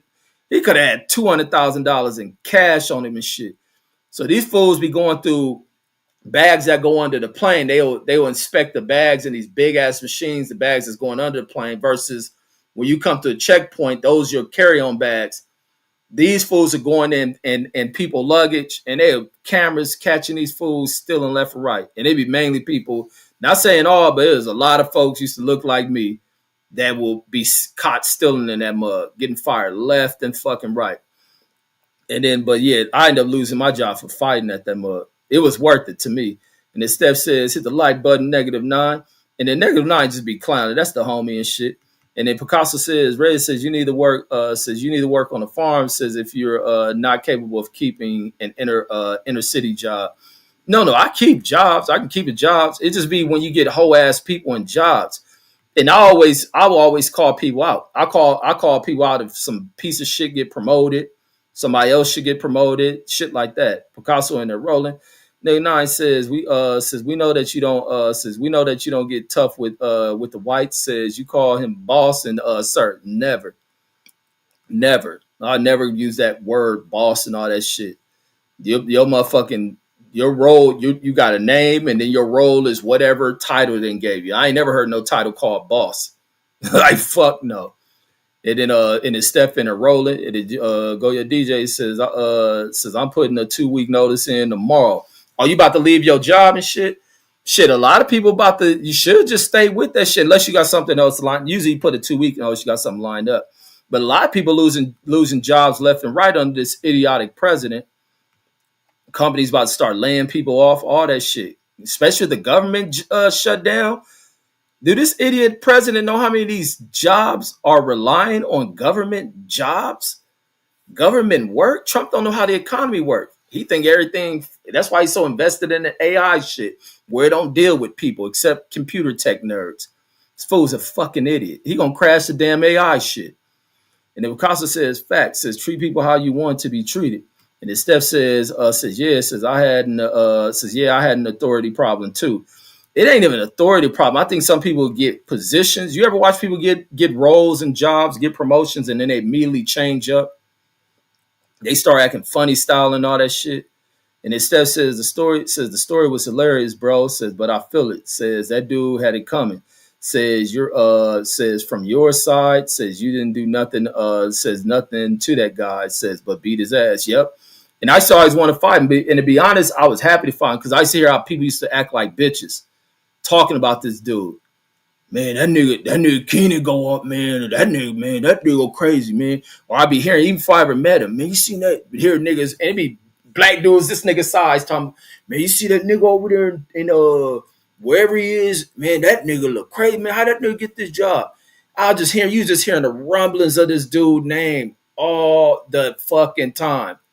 And then even when I took his position in that little plush ass little job role he had with TSA, I still never met this dude.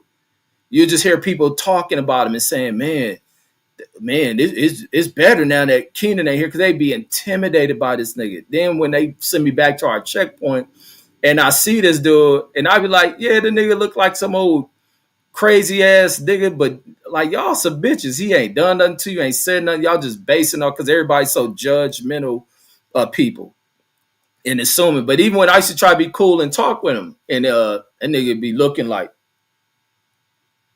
oh yeah. And nigga just go back to like, nigga, shut up talking to me. Like on some shit like, okay, fuck it. He just don't like to talk. I'll be in this motherfucking clowning. I'll be here, nigga. I'm clowning and having a good time. So I'm like, shit, he probably ain't on that shit. He probably don't want to be here. Like, fuck, but then they be in a uniform, sagging and shit. Nigga had a little long beard, then they be sitting in work, nigga just standing like a straight up loke. Nigga just looking. That nigga never had to wand motherfuckers. You know how you check. He had to do none of that shit. The managers and leads would tell us, go, you need the wand. We need to do random wands. They wouldn't say shit to this dude. Yeah, man, he had managers, everybody scared of him. He had customers that complained to United, talking to the management all the time. That's how terrifying people was to that dude. I just didn't fear him. I just thought people was bitches. Then now it says, oh Lord, says now this clown is about to tell the lies, is about the TSA fight. It says the only fight in the airport, says with no video proof. This nigga's a hater. Yeah, I made that shit up. And then SF City Slicker says salute, says salute to myself and salute to the panel. Salute SF. He says salute to the chat. Oh, he said panel, yeah. Go Young DJ says, yeah, so I got something lined up. Says this was the first job I ever really liked. Says I really like those. Says, but got to go where the money and opportunity is. Yeah, absolutely. The only thing I hate why I won't leave is because I got so much fucking vacation, all that other shit. And then I like the job, the flexibility and shit. But I do be wanting to go work at the airport and shit. And then Steph says, congratulations, says, and work hard, says, enjoy what you do, says, to save your bread, says, God be with you, fam, but go young DJ. Steph says, sagging spelled backwards, says, it's nigga, says, glad he whooped his ass. Damn, this ain't Steph can't write for shit. Is great as Steph's pronunciation when he speak, this nigga can't write for shit. This fool writing don't match the way this motherfucker talk. And then, but yeah, no, I was happy to punch that motherfucker up, and then Texas G in there rolling. But even that, my alternate thing I wanted to do is whoop that motherfucking manager at that printing press when he got the run in his mouth and talking all that shit like he tough, because he thought he was big badass. Because these motherfuckers on that NASCAR shit. Like I say, my neighbor direct across the street gave me that job. And when he hired me, because these fools always know I didn't know I'd be like that. I'd be always, everybody's talking about me being militant and shit. And because I guess they hear me say shit, because I can't stand to see black people all cowed down and kowtow about white folks, and they don't know how to. It ain't even just that. It's about black people need to know how to shape their own fucking stories, and they don't. They play like pussy. So when he gave me this job, he was like, man, Red, just don't be in there on all that pro-black shit, and like it was nothing racist. I don't know why black people even put me in that box. Like I didn't like white folks, which is, it just shows that like people's comprehension and people's understanding shit. That's why you have to be so detailed in the way you express shit. Like people just hear me say shit and then take it for what it is that they hear, or whatever plays into the ignorance of motherfuckers, that they have fashioned a shit that I didn't like white folks in this. No, I'm speaking about something that is so apparent and so widespread throughout this fucking country that a lot of people stay so hush hush about, because these people tell you to stay hush and act like it don't exist. So when I get there, he was like, man, Reg, just don't be on that shit. Just keep your head down. He's like, yeah, I know it's, you gonna see it. It's evident there. They all like NASCAR type shit. Even when I first got there, the girl giving me my schedule.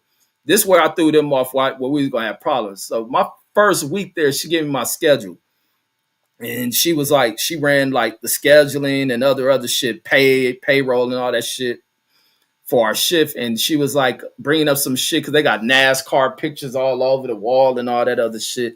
And she was like, yeah, and she was like, so what's your favorite team or some shit with the NASCAR shit? She like, yeah, cause we're NASCAR, culture, whatever the fuck she made up and shit. Like, we in fucking LA. Yeah, we in the plant in Torrance and shit. But motherfucker, this ain't the goddamn South and country. But this is the type of mindset these white folks in their head have them time. I don't know if they was being brought out here from them places or what it was. But she bring up like, but yeah, we're NASCAR and here and this and that. And so she was like, yeah, you're gonna have to start finding you a team or a driver or some shit. I said, man, I ain't with none of that. I said, I don't sit there and watch cars driving no circle. I ain't no NASCAR fans, and I'm never. I said, I'm a boxing fan, and I like football, and I like basketball. I ain't in no NASCAR, so y'all can have at it. Some shit I said, and then she look all sideways, and then so that's where it was. So it was like our first little few events, but when it led into other issues and this and that, and then when that white dude come talking that sideways shit, and I loke up on this whole ass, put my finger all up in his fucking face, and then all that little tough little tough guy shit he was talking, all that shit deflated. And he talking about you can go home. Mine, I'm working overtime. I ain't even because they said put us on mandatory overtime. So I'm being made to come to this motherfucker on what's supposed to be my off day. And then this big punk motherfucker going talking sideways, like I'm just gonna sit there and take it because that's the way they have been accustomed to talking to people in there. Because people need jobs. People got jobs to take care of their family. That's why I don't like that shit and play that shit. That lucky from the jobs I lost, I ain't never been to where I just like been fucked up for a long time. But the fact that people in these companies play that shit with people is that they go in there in these management positions where they get the power sometimes to fire and hire motherfuckers, that they also use it to where they think they can talk to motherfuckers anyway. And those people in there have been abusing that shit with non-white people or people fit within their inner circles of talking any old way to them. The white dude talking that shit, man, I take my gloves off because now I'm gonna treat him how I did with the that officer I talked about spit on. So now I'm talking to him, put my finger in his face. Now I'm making sure spit flying off my mouth, and I'm walking up on him. Somebody, I'll beat your big fat ass in this motherfucking plant. Like, bitch, you better watch who the fuck you talking to. And a fucker in there, he up there acting all tough, and now it's a bunch of people in there looking. Oh, you want to make a scene? You want to talk to me like I'm slow because I'm playing with you, like I don't know how to reorganize this pallet that fell over, and because you see me talking to one of the cats I'm cool with in here, that you want to come over there and do this shit because you think you about to like make me be frustrated by you, make me do this shit because I done got your homeboy who you came in this company with demoted and shit. Got one of these other punk motherfuckers suspended and shit. Then got the y'all corporate coming down to talk to the stupid ass press operator who don't know that I had to drop on, follow him where he lived at, and could have been on some other shit, and y'all never seen the nigga again. And then so I take it the way that y'all do shit, and it worked. Y'all's getting fucked up behind. So you think you about to talk sideways? So I'm the black nigga who going to school to get a degree, and you gonna talk sideways, but not knowing I can be on some other shit like the rest of the ignorant motherfuckers. Check this hoe. And so that motherfucker on there, you go home, you leave now. I said, man, make me leave. I ain't going nowhere. I said, now make me leave this motherfucker. I said, I'm about to stay right in here, and you ain't gonna do shit. And then went over to the HR and shit. And mind, this is the day before mom's have her stroke and shit. And I'm going on vacation. Mind, I put in vacation at this motherfucker. My vacation was starting the next day. That's the same time when mom's have her damn stroke. That same day. The same night. So when he leave, he go get that HR lady. It was a black lady in our HR. She come over there. She called me like, Reggie, like, just come on. So I was like, yeah. I said, that's what I thought. You ain't gonna make me leave. So I go and talk to the lady. She was just like, blah, blah, what happened. I explained what happened to her. This fool, how he came at me, this and that, what I stated. I guess the way I came at him was I shouldn't have handled it like that.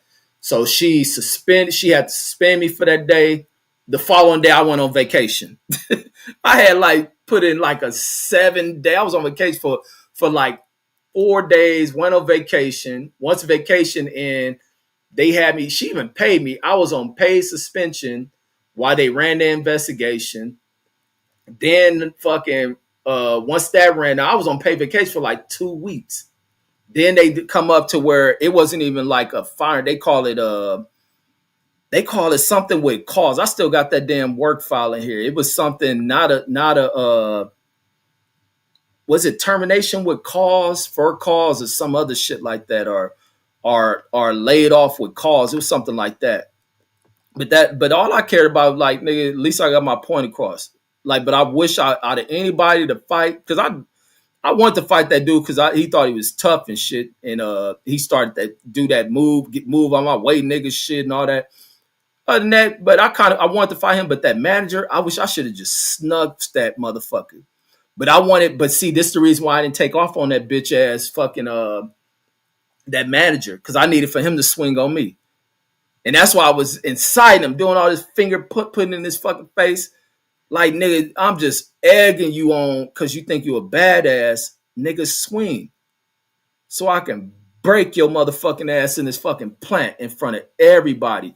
And I would have dogged him viciously, because back then I was really on my motherfucking staying fit than a motherfucker. I was in that gym. I was on my car. I'd be at the sand domes, nigga, multi times a week, fucking working on staying fit, working on fighting and shit. I would have dogged this nigga something vicious. I would have beat. They would have definitely had to put me in jail for how what I did that dude, or they would have had to grant, because I definitely was gonna stump on this fool.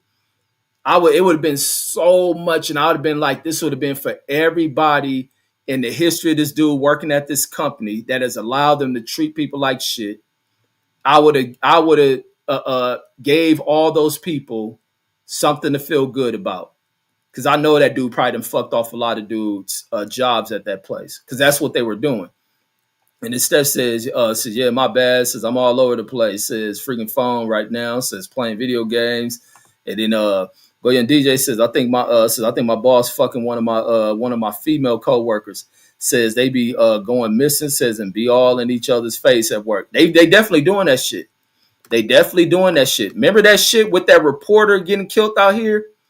Is that fool who was that fool killed the reporter? And the co-workers are saying they thought he was fucking that one lady because she was getting all type of benefits. She knew she at the bottom of the totem pole. And then they following him and her, meeting in the parking lot. They both married fucking. And then that he lost that re-election shit, and that fool killed that reporter. There'd be all type of that shit going on at jobs. All type of shit like that, especially amongst some people in management. That's why I be like, sexual harassment shit is so stupid to pull with people out of a management level or executive levels, because they the ones who are taking advantage of people doing that shit. But they probably fucking. They definitely fucking. And instead, Brown says, glad you whooped his ass. Absolutely. It'd been bad that nigga knocked me out. In that TSA fight, shit, he was big enough he should have whooped my ass. It'd been bad that nigga knocked me out. And then Steph says a lot of black people don't know about their history. Says reverence, says respect and honor, says to our lineage. Says if so, says you wouldn't play that. And I don't play that shit with the white folks. They gotta show respect to me. That's why I don't have these same stories that other niggas have with being treated like that by them.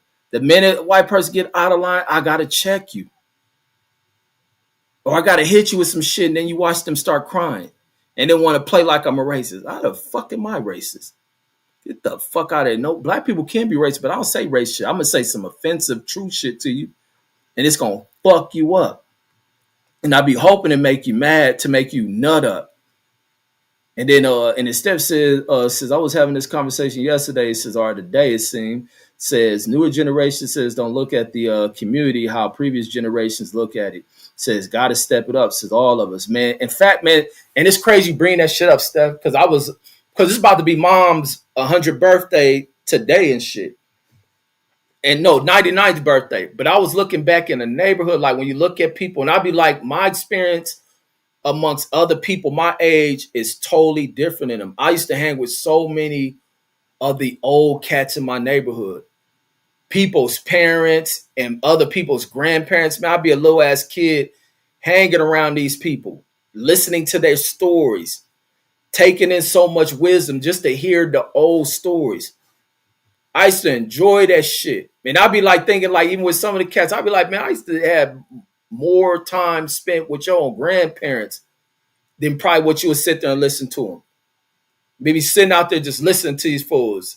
And especially as Pops got sick and Pops would be out there with his friends that hang on the block, I'll be down there just sitting. And I guess they let me know because they know I'm his kid. And just be listening to their stories about the past, what shit used to look like here on the block, history and shit. Shit because all of them from the South, listen to their experiences back from where they come from. And it's always about how fucked up they were treated. And so that's what always had an edge with me as a young dude in addressing white teachers. I used to feel like a Black Panther. I never wanted to be a Blood or a fucking Crip. I used to want to be of what I hear what the Panthers was. I used to be proud of Black Panthers stories and history. And I used to always want to be that shit. More from the standpoint of standing up for some shit. Because there's some shit the Panthers did that really kind of drove them insane. And they end up kind of turning. When you're in a revolutionary mind state of knowing when to turn that shit off. Some people don't. Picasso says Hijab says that's what I called him. Says if you see a black cook, says at a Waffle House, says he's probably a slave. Says and tips is the bulk of his salary. Yeah, see, I don't like that kind of shit. I don't like a lot what I see with the with the work environment, the way things are situated, and the population makes the shit the way it is. People do too much kissing ass of these whole ass billionaire type motherfuckers who don't do shit. And instead says you're gonna go finish up with the says with that cheesecake from earlier. No, I finished that shit. That shit finished, man. I just fucked up on that strawberry shit, which I needed that little strawberry topping shit. That's the one thing I messed up. But no, it's something I gotta do again the next time I make a cheesecake, which probably be some months from now. Is I put the cheese, I didn't really mix the cheese, I mean not the sour cream in at the way I was supposed to. And then the other thing, I'm about to invest in one of those what's that shit that people use to make cakes and it spin around that little food. It's not a food processor, but whatever that thing that blends the food up. Not using a whip, electric whip, but the shit that spins around the blend in the cake shit. I'm about to buy one of them mugs because I've whipped that sour cream and shit. I mean the cream cheese and all that shit going to the cheesecake with a fork in my hand. And that shit is thick. Yeah, cake mixer. I'm going to buy one of them mugs because it'll blend that shit better and then put all my shit in at the right time. I just got that shit from watching a lady video off of YouTube, seeing her ingredients, and then made that shit. And it came out just off everything they told. Man, there's so much shit you can find off these people.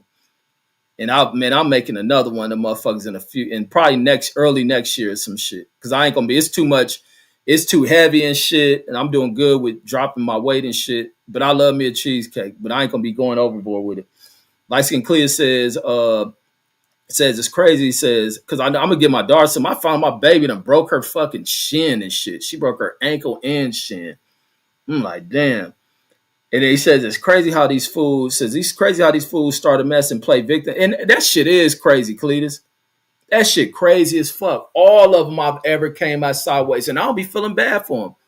I remember one day I had a manager go ask me the shit because of some shit I said to one of these customers and shit. Go ask me apologize. I said, I ain't apologizing to nobody. I ain't apologizing to that lady. She better learn from what the hell I said to her. But apology, I don't want nobody apology. I was like, I don't do shit where I'm wrong. That's why I like to use that term always right. Because if I do that shit, I'm right about it. I ain't do that shit out of being no piece of shit. That's why I steer clear from motherfuckers. Because I don't do piece of shit ass shit. So therefore I'm not apologizing to shit. And I don't want nobody else to apologize. Therefore you should have never came at me with that sideways shit. We can get past this shit, get over it. But all that sorry and this and that, apologies don't work for me. I don't need them. And so I'm looking like I'm apologizing for somebody else wrong at because she white. Like, get the fuck out of here. I ain't apologizing to that motherfucker. If anything, they come and apologize to me. And then Light Skin Cletus says, oh yeah, I read that one. And then the boxing scholar in the building salute. He says, Red stole my story. He says he never knew old people, says at Cat Williams. Nah, man, I used to hang with old people. My parents were older. And then so I'd be out there on the block with who would be their friends and just sit there and listen. That's what I'm saying, man. I got my experiences in life is dope. Or then I'll be with these cats who is original Crips. Them niggas looking after us observing this shit. Man, the world was like, especially being an LA motherfucker. the world was just like a motherfucker was just fed so much knowledge, and the fact that I pay attention to shit. That's the one thing I think has been beneficial is the fact I paid attention to shit. Or I could have been just a young kid just running around, wanting to play, hop on everything. I did that shit too. But when them older people was out, I'll be frozen because I get to go back in time with them and listen to that shit like, what? What they do that? Because then in mind, this was before I even started school. I never knew what white people is, except I came from that Mexican family and shit. But I didn't know what that shit was like. But being around all these black folks and then hearing all this ill shit about how people were doing people. In mind, this wasn't even slavery talk they talking about. It's talking about during their lifetime what they was dealing with. And I even think today, even when younger kids hear older cats that are talk wisdom shit, that's why I think older people should always talk knowledge-based shit. Because younger people can feed and learn off of that shit. Otherwise, that shit get lost, homie. I used to be picking up all type of shit. I always been around old people. And even today, I'm around a lot of older people when I go to work. And the Boston Scholar says, what's good, up? And then he says the Picasso, says the Steph, says the Ron motherfucking G, or Rob G. And then Picasso says this dude at my job, damn, it's getting late. I haven't been on this motherfucker longer than I thought. I said I was going to get off shit a while ago. But I'll be enjoying these little topics. And then Picasso says, the dude at my job says works here with his pretty ass girlfriend, says, but she took on a job at Fort Hood, says, and I don't see him no more. Says he came to work with shades on like he been crying. Says, could y'all do that? Man, she should be able to work her own job, and that motherfucker in there sniffing up her ass and shit. When you too much like that, you don't want her out of your sights, man. That shit is a dude who them insecurities. That's a dude with major insecurities, and that shit'll break them. That be them fools who end a relationship end on them, and they turn to drugs and alcohol and shit, crying and then pity over that relationship falling apart. And then Steph says, man, says that's awesome. Says happy early birthday to her. Says peace, blessings, and understanding. Says, God be with you. And then Philip A says, that's me too. Says I kick it with older folks. Says, and that is says help me talk to females later in life. Yeah, man, I still remember a lot of shots here these older cats talk about, or even the visuals, like being there, just listening to them. Even back in there, because they had one cat in the block used to be. We had a couple of like mechanics on the streets. This before all this computerized shit in the car, and they be around one dude, Lawrence, in his driveway. Lawrence always fixing on cars.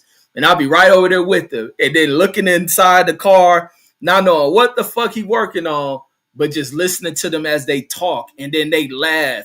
And then the more I hang with them, I laugh at that shit. Don't even know what's funny. And just be listening, hearing their stories of the past. That shit used to be dope to me. And then I'll be walk all up and down the fucking street before I knew all that gang shit that existed around that mug. And the way in which you watch a administration fuck up all of LA society on top of the gang shit. But even they brought into where the gang shit got fucked up. And the Box Scholar says, Philip A says, you been MIA, brother? And he says, what's good? And he says, Philip A says, nothing, man. It's just working, bro. And he says, the use. And then he talking about the mixer. Yeah, I need the cake mixer shit. And then Box Scholar says, Red says cheesecake, cheesecake more moist than the ribs. Man, you know what they show? I never ever seen that shit because I never watched people make you can make cheesecake that don't go in the oven, but you be baking them up. Y'all fools be hating on the ribs because y'all don't know how to make ribs. Y'all should be still pink. But the fact you boil water in that shit, you put a big ass dish of water in that mug, is that shit baked? I was like, that was crazy, but it's dope. And then like you gotta hurry up and close the damn door. But I can perfect that mug. Like I said, it ain't the best cheesecake I ever had. But I'm going to get there. The best cheesecake I ever had was years ago when Pops was in fucking, I still remember that shit. This had to be like 90, when Pops died, 94. This got to be like 93 and all that shit. And he was in, because he had got his legs amputated. He was in before he came back home, he was in like a home, nursing home. And it was one of the nurses, and it was a black nurse dude from out of New York. He worked in that place. When he used to make a cheesecake, man, that was some of the banging as cheese. That's why I think I first fell in love with cheesecake. That was the first time I had it. That shit was hidden. And then it was the ones that Adam Plant made. The dude who bodyguard for Floyd Mayweather. Adam Plant and his wife got a cheesecake place called Tasty Teas. They should be hidden too. And who else had? When I went to New York, that cheesecake from that one, what's that famous cheesecake place they got? That shit wasn't all that good. I didn't like that shit. But I had other New York style cheesecake that was banging. That's what I didn't like with the. Then what's that place? It's the famous cheesecake. Matter of fact, I think it's the place that Puffy made them dudes from the band walk and get a cheesecake. I didn't like that shit. I don't like cheesecake if it ain't got graham cracker crust on it. And then and he says, yeah, says, man, says I hung, says Steph says, yeah, man, says I hung with my parents a lot, says in high school. Said my mom's was reary, says, and didn't trust a lot of people, says, so Pops always had me listening to her, says, and being home, says, when they didn't let me go out, says OG stories. Man, I used to get a lot of stories from moms and shit, being around moms.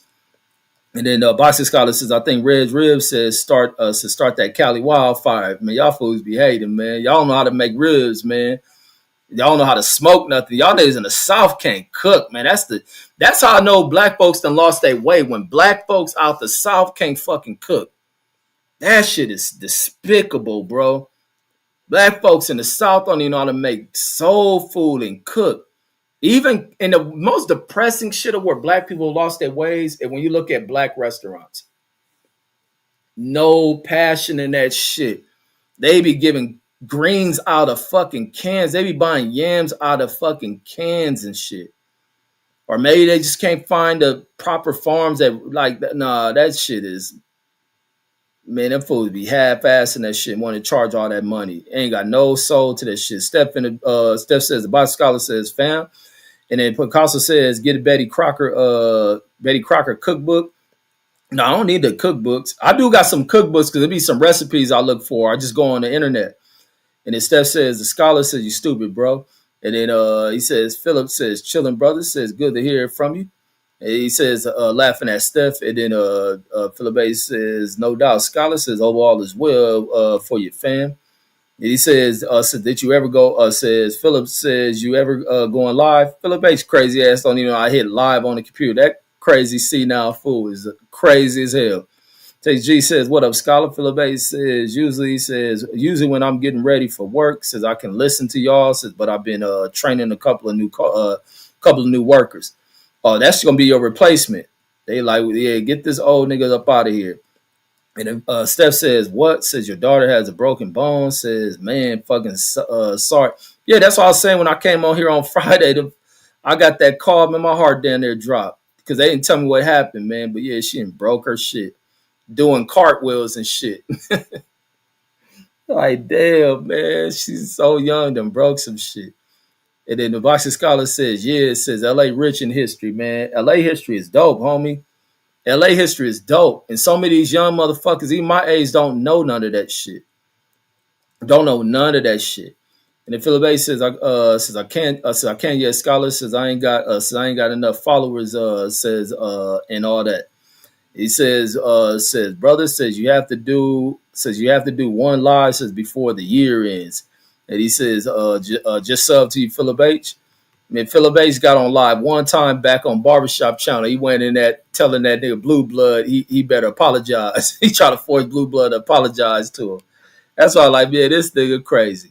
He said, man, I got a son to raise, man. And you gonna say something like that, you better apologize. That nigga was demanding that nigga to apologize to him. Philip H says, man, I don't have enough followers. And he says, oh, cool, thanks, Steph. And he says, this dude at work was hollering at me and says, until one day, says, I got out the truck, says, and posted up on him. Says, that dude started back explaining when he saw I was hands-on, says, I don't talk loud, says, but these hands do. Yeah, a lot of people scared of people who are quiet and shit. Because there's always been that history of quiet people that have, fuck with them and you find yourself in a world of trouble. Yeah, it be some quiet ass people, man, be having sinister ass thoughts and shit, and probably know how to fight and shit. And then the element of surprise and shit. And then the box scholar says, Philip says, I think you can do one without 50. He says, I've seen a couple of people. Yeah, you just gotta do it from a computer. You just can't. You can start lives from a laptop. They won't give you access from the phone. But I've seen people with less than whatever the requirement is, do it from phones and shit. Think it's some way you can trick the system. And then Philip A says, I already tried. Says the box scholar, says youngest salute. And he says, Philip says, I know, says, what he says, you have to do it from your laptop, though, says the StreamYard. Yeah, that's what it is. You got to do it from the StreamYards. He says, Freddie said, he says, best cheesecakes are found around the winter holidays. I think New York gonna have the best cheese, but it depends on. I don't even think it's a damn thing about region anymore. Let me get out of that stupid ass way of thinking the best pizza come from New York or Chicago, all that shit. When everybody know how to make shit, it's about what people put in. The best pizza I ever had come from out here in Vegas at that high price ass pizza place I go to. But it's people. The best cheesecake I have is probably outside of one I had long time ago is probably Adam Plant and them. And then and the Philip H says okay, says the scholar says Red says you tripping, says we can cook, says stop the beer. No. Cheesecake Factory I had a Cheesecake Factory cheesecake in the 2000s that was good as fuck. Cheesecake Factory did have a good ass cheesecake I had. But no, you motherfuckers in the South don't be cooking no more, man. And then Picasso says I can cook. And he says, dude, says you said it. Says, dude, you said it. And yeah, I might get the fuck off of here. It says when there's no passions, says for your says that when there's no passion for your vacation, or were you talking about the passion people don't have in their cooking and shit? And Philip A says, damn, says that's terrible. Red says, hope she heals up. Man, she been joking and all that shit. She been joking, laughing, but she did say she in pain. Doing them cartwheels and shit. Because I remember one day she was in here. I was live one day, like, hold on, let me see what the fuck going on in here. And she in there banging, making noise, talking about she working on cartwheels, like, and then that shit had come back to break her shit. Like, damn. And then Picasso says I got cookbooks, but still use Google. Says I get advice from my sisters. Says I be cooking practically every day. Says for my mom. Says smoked brisket and roast. Yes, cooking is the best thing, especially with the way that they inflate and everything. It's best to get up under that stove, man, and let that shit stretch. And then Steph says us has been going downhill. Says ever since the 2000s. Says Big Mama's passed away. Says niggas today lame. Says but I still got love for my peoples. Yeah, black folks don't cook, man. They let the fast food industry take them away. But I remember it was at a time back in the 90s where black people was getting away looking down on what black people eat. I don't eat fried chicken and I don't eat this. I don't eat collard greens. Our food, I don't eat soul food. Got too much salt. It got too much. I used to be like, what the fuck are y'all weird, easy to fucking manipulate asses talking about? Like, damn, when people get to that shit. And then in the Philippines, then some black people regained their blackness when the movie came out. All you need is a movie to come out and these motherfuckers be on with I'm back black, blackity black. Steph says Philip A says training a young white dude says to take your job. Yeah, that's what he doing. Says about to be called a 23-year-old guy boss. And ain't that fucked up for older people to be calling some young punk boss, and that's even like the military to see that shit. Them old punk ass lieutenants that just get there and it be some old 20-year sergeant who's the head of a platoon and shit saluting one of these motherfuckers. Like, man, fuck that. And then me as a damn private got more experience than some of them fucking lieutenants. And the dude been there 20 years got to salute one of these bitches. And then Steph says I didn't start liking cheesecake says until I was 18 years old. Man, cheesecake like the best. I think it's a pie, but that shit the best of all of that shit. And then apple pie would be number 2 to me. I ain't big on cakes. I ain't big on cakes like that. I don't eat cake like that. I eat them, but I ain't a cake person and shit. I like them cheesecakes and pies and shit. But the only cakes I really like, that lemon cake shit be bomb as fuck. Lemons, whatever them lemon kind of cakes be bomb, and chocolate cakes and shit. But I'm not a cake person like that. I like pies and shit. And then and the meat cheesecake is a pie to me, but I don't know why they call it a cake. I guess it won't be cool calling it a cheese pie. And then Steph says vacation says equal your trade, says what I said. Says you said vacation, says get some glasses. Oh, vocation. Sorry. Yeah, my bad, Steph. Vocation. And then Philip says I hope not, says, but oh well, says so be it, says I ain't gonna stress. He training the white dude to replace him. And then Steph says again, says 2000 man, says beginning of the end, Y2K boom, says September 11th, says the internet advanced and took over, fam. Says the magistrate in power says do a poor job of explaining technology advancements. And it's Philip says these young folks says be quitting the job quick. Man, that's the truth. That's the fucking truth too. That is so goddamn true, Philip H. That's so damn true. Is young people be quitting like motherfucker, but I don't blame them. I don't blame a lot of young people for quitting at all. These jobs got to start playing people, start paying out benefits that make sense to shit. So I don't blame them. I like when some of the younger people say resist that shit, and you don't force a job where they need people. Right now, jobs are regressing as far as they ain't got production, but you got to start paying people. Money shouldn't just be flowing to people at the top. And instead says, yeah, it says, I don't fuck with cake either. Says, pie is where it's at. Says, pecan pie, says, with a fresh scoop of vanilla bean ice cream, says, is the best after red meat meal. LeBay says, I don't either. Yeah, I ain't on cake shit at all. I buy a cake and that motherfucker go bad. I end up throwing that shit in the trash. And then Philip says they doing right. Says they doing right by their lives. And it says some people probably ain't washing their hands, says, and cleaning pots, says, and food, says, before they start cooking, says, and it's probably why they food is bad. Says I strain all the grease and dye out of food, says, and put what is that? Says, and put my where's that? But even with meats, man, I don't like cooking meats in skillets and shit. Or certain meats that turn into stews and shit, like with meats going with vegetables and all that shit. I cook that blood out of that shit. I cook that blood out of shit. Even with chicken, I cook that shit because it be some white shit that start bubbling out of chicken. I gotta take that shit because I can't stand to see like stews and they got that white shit floating in it. I don't believe in bloody meat going in with vet. I gotta cook that blood out a little bit. And then then I like grilling. That's why I like grilling meat. I don't like cooking meat in skillets and shit because all that grease and all that other shit can drain off on that grill and shit. And then Marcellus says I like cupcakes. Says better than cakes. I ain't even big on cupcakes and all that shit. I'm ready. Cupcakes start having a revolution with that them cooking shows, the little cake war bullshit. And then I had a bitch up there talking about.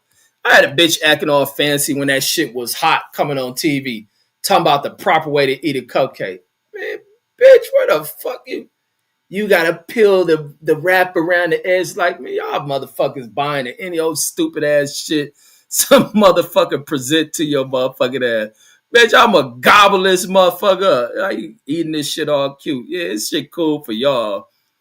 But bitch, I'm a dude, man. Anybody be sitting there eating no cupcake all cute and shit. Get the fuck out of here. And then Philip A said, yeah, well, I want a woman to eat that shit cute, but don't be pushing that shit on me. And that's the problem out here, man. Women them push women shit on dudes. Dudes be acting like bitches, afraid to be dudes. That's why I post the shit I post on my Instagram. Motherfucking dude. And then Philip A says, man, I just let cake go bad, says a few weeks back, man. Yeah, I ain't big on cake, man. The motherfuckers be good, like man, I can't even. When the fucking last time I even had some cake? I can't even remember that shit. And then Steph says cakes does go bad real quick, huh? Says gross. Yeah, I just never been big on that shit, especially like cakes with that icing and shit. I don't like that shit. And he says the Mark says, yeah, it says cupcakes are quick. And he says Parlene and cream, says the best ice cream for me. And then he says rare steak, says the best, says no blood, fam. Wait, blood. Oh wait, yeah, that's some weird shit. I think that shit for psychopaths who eat like super bloody steaks and shit. I used to like well done steaks. I still do, but that medium rare shit is good because that way you can have that meat, that steak for like the next day if it's left over. But if it's steak, I'm gonna just eat in that one setting. I want that shit well done. And then Mark in there laughing out loud. Philip H. Oh, me talking about how bro talking about eating a cupcake and shit. And he said, bro, says bakeries are says our tough business, says to take it, says to take in, damn. And he says this dude bent over, says on the side of the road, says on the side of the highway, says no shirt on, says looking like he throwing up. Says might be drugs. And then Picasso give out some of the craziest fucking random reports. And he says the cinnamon cream cakes are good too. And I never been with that shit. The most I used to like cake was in elementary. Nigga, when they used to have them coffee cakes. They used to have these special days in elementary, man. That old lunch school, we used to call it school food, county food. But they used to have them coffee cakes. Them motherfuckers used to be good as fuck. Oh, my, I used to like, especially the back part, the part that be on the edge of the pan. I used to love when that back part be like crunchy from that coffee cake. Man, that should be like one of the dopest treats ever. Nigga, was that school lunch food. Oh, man, I used to fuck that. I think every kid used to fuck that shit up. And then Steph says the Bluebell. He says rare man, says rare man, says trust me. He says I hated birthday cake, says it's too much artificial shit and sugaring, says and lard. And he says I like ice cream cake, says the best. Yeah, those ice cream cakes are definitely good and shit. And but like I said, I just don't like cakes. I don't even really buy that shit. And then Steph in there rolling. He says, but them pies and shit, apple pie with a dope ass like brown crust on that shit. That's my shit. I think that's why I like Popeyes and shit. The little round things go in the ovens. And he says, Picasso says, fuck did you stop? Says had the lad, says nope. And then Philip A says, man, says I want some of those old cafeteria cinnamon rolls. Says, damn, says they was good. I used to love them coffee cakes at school. And then they said, well, I said like they had these little pizzas in the little taco shell thing at school. I used to like that shit. But that coffee cake, that motherfucker was a hit. And he says I like those caramel waffle cakes. I don't think I seen anything like that. Oh, I like the motherfucking and I know the people at El Pollo Loco be hating me because I don't eat none of that El Pollo Loco food like that. I go to El Pollo Loco just to buy some fucking churros. El Pollo Loco got the dopest churros, I think, in the game and shit.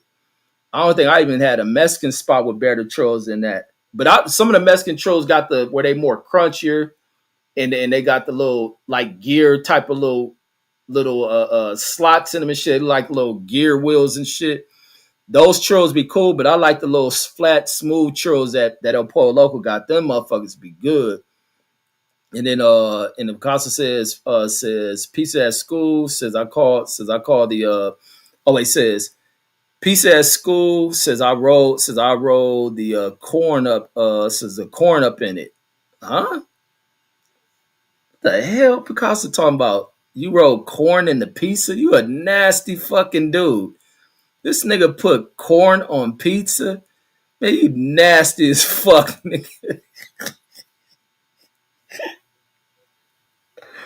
You definitely was a poor ass kid, though. This nigga nasty, man.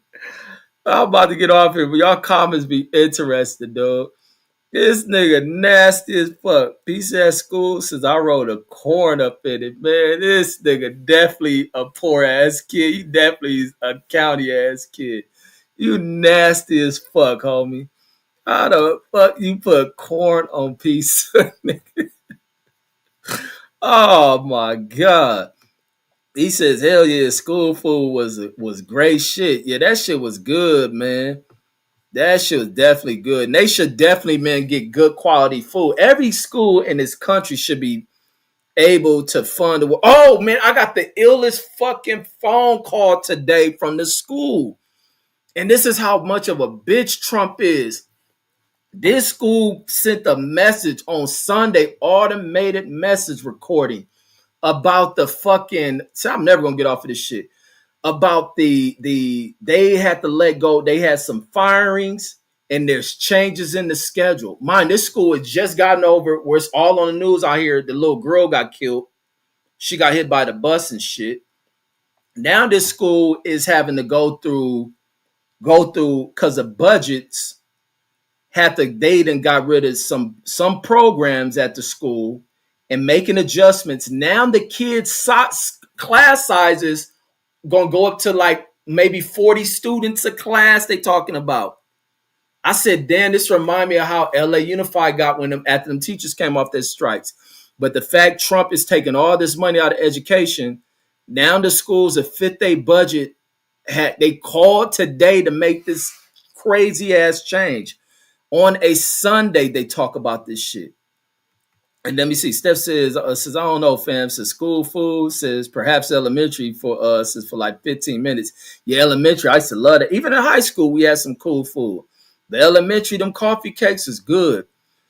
High school, they was trying to sell certain shit. The good shit you had to buy and shit. Picasso in there rolling. Tex G in there rolling. Steph in there rolling. Let's see, Mark in there rolling. Oh, they laughing at Picasso ass eating pizza with corn and shit. And that nigga nasty, man. He says, oh my goodness. That nigga, he definitely was poor, man. That nigga, poor ass dude. You know, poor kids do just mix the nastiest shit, mix everything together because they taught it all going down the same hole and shit. And then Philip says, man, since I grew up hungry as fuck, man. And he says, remember the food? Says, remember the food fights, man. Hey, nigga, the funniest food fight. When I was going to Henry Clay in junior high, nigga. That's fine. Never, man, food fights that left my brain. I forgot about it. This is the only time I ever seen food fights was when I was in junior high at badass Henry Clay. These niggas used to have somebody yell, food fight, and everybody just start throwing their food and shit. And that shit was going on consistently for like this whole week. That shit had to last like every day for this 1 week in the school and at this particular time in the school year. And anybody can just say food fight however this shit started, and everybody start throwing food all across the little dining area. And so, man, it was the one food fight they had in there. These niggas serving nachos. This shit's still funny. You know how them teachers used to have them little ball spots? Little white dude used to be a counselor. Like George Jefferson, where that shit all in the middle. They grow all this shit around here, but all this shit out here be missing. Man, them niggas said food fight mine. They serving nachos, that cheese hot too. That nigga said that food fight shit. And thought I see one of them little red and white trays. Nigga land on that nigga head. I think that shit ended the food fight. Everybody was dying. That nigga, man, that motherfucking school week was crazy as fuck. I mean, Monday, that shit had to start on Monday. I think all the way through Friday, every day, them niggas having food fights and shit. That's the only time I ever remember a food fight in all my years of school was that time at Henry Clay. And then Picasso said, oh yeah, I've just read that one. And then Philip, Picasso, you probably was picking food up off the ground. Then you eat pizza and corn. I know you needed food, homie. Philip says free lunch was the shit. Man, them lunch tickets, man, I remember you having them lunch tickets and shit. They used to stuff that shit in your pocket. Because when you had a poor school and some kids ain't eat, they would try to. That's how I got in my first fight at school. With my little brother ass defending the kid to get his lunch ticket back. Because there's some poor kids that snatch people lunch ticket. You stick that lunch ticket down there. Man, I remember when we were tiny kids, you'll have them pinned on your shirt. You used to go to school and have them pinned on your shirt. Make sure you go through that lunch line. Because I don't think you can eat without having a lunch ticket and shit. And you'd be looking at like how happy that she used to make kids to eat. Like, ain't that sad shit when you look at it? Like how happy kids would be to just eat. Because some kids will go without eating. That's so fucked up, man. That's some fucked up shit in this. And to think that shit is something that's happening in this country. where kids can't eat, man. God damn, man. Man. And then Steph says Donald freaking Trump, a hoe, true ass punk. Picasso says Philip A says I grew up eating wish sandwiches, man. Yeah, I knew you was. Oh, he says Philip H. I grew up eating wish sandwiches. I knew you had to be poor, Picasso. Nigga say he rolled corn in his pizza. That shit's nasty, homie. That shit disgusting, man. You ever know what a bathroom smell like after you eat corn? This nigga rolling that shit in pizza, like you nasty. And then Steph says now he getting rid of property taxes on homes. Says we'll see.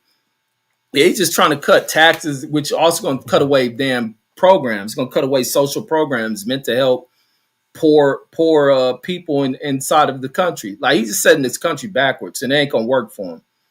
It ain't gonna work for him. It's going to be disastrous as I predicted and the way I envisioned for this whole ass president. Phil Bay says, me too. Says that and sugar sandwiches, Picasso. And then Steph says now those chocolate bars, and now those chocolate bars for sale. Says Girl Scout cookies. Says heck yeah, dog. Or says heck yeah. What the word you use? Downage. Man, this old surfing radical ass talking Steph, man. And if Picasso says Reg making it seem like I ate some dirty coochie, man. You probably eat dirty coochie to put corn. Like I ain't never in life heard a nigga put corn on fucking pizza. That shit, you were crazy, Picasso. And then Steph says, bro, I used to see the kids put cheap ass ketchup. Says on that nasty ass warmed up square pizza. Says, bro, that's poor kids. That shit is I even seen motherfuckers put ketchup on tacos. That shit, poor shit. Or it be like poor families that use ketchup for spaghetti sauce. I'd be feeling bad, man. There's certain shit you don't. That's why I don't like eating around people neither. It's certain shit you just don't put on food, man. I just can't eat around people that do that kind of shit.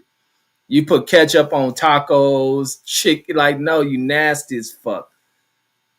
I remember when I was going to school in Daytona, man. I had the roommate I had. He was from France, and we went to Burger King. Man, that nigga put in mayonnaise on French fries. I said, man, I don't like that mayonnaise shit. Like, no offense, but man, I'm about to sit over here, and I didn't know that them niggas in France put mayonnaise on French fries. You nasty motherfuckers. Hell, fucking no. But to see motherfuckers put ketchup on certain food, that's that poverty shit. And then Picasso and Roland says forgot about food fights, man. Man, that food fight and that shit was funny as fuck, man. But when that counselor got hit on the head with that fucking nacho cheese, nigga, I fell out rolling. I think everybody was laughing at that shit. In mind, that shit got to be over 30 years ago, and that shit still make me laugh. And then Steph says towards the end of the school year, says we do that. And he says food fights, man. That food fight shit was funny as fuck. I don't know how that shit started, but it was just somebody must have threw something at somebody or some shit. And somebody else was doing it, something like food fight. Man, it was every day for that whole week. People just yell that shit.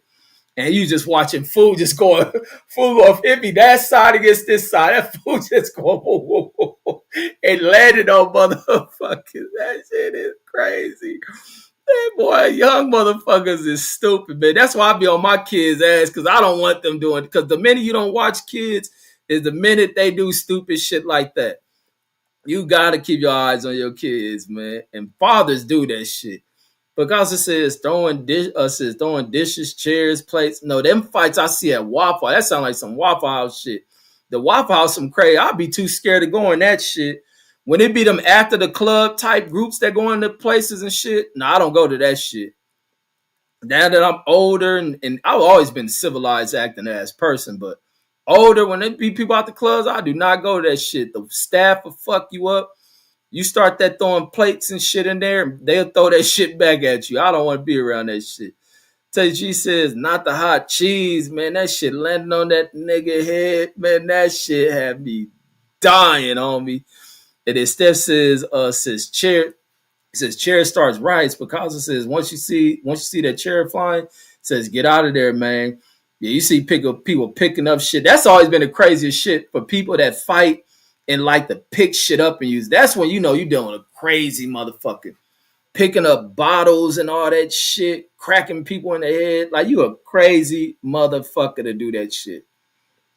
I've never been with the weapon shit, but that's a different level of violent and you just like blanking out and shit.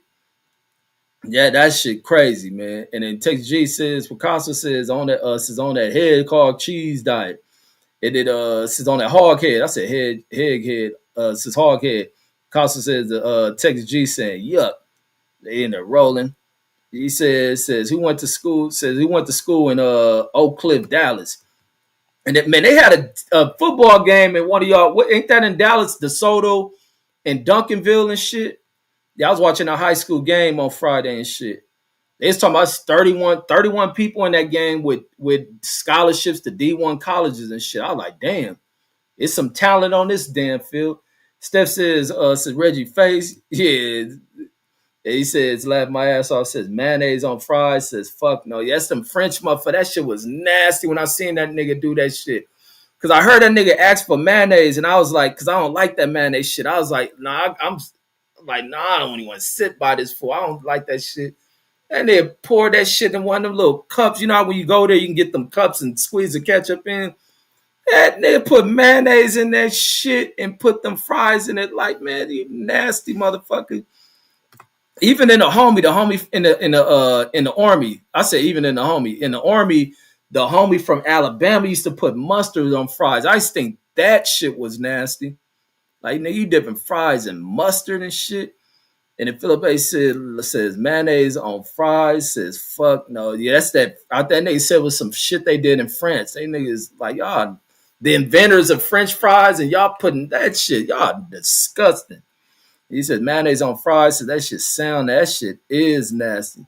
Says William Brown Miller says went to Picasso, says probably would have went to Zambar.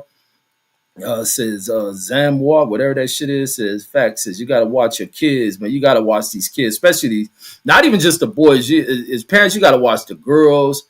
Fathers used to watch their girls because they know what boys trying to do, and then that's why these girls is like wild.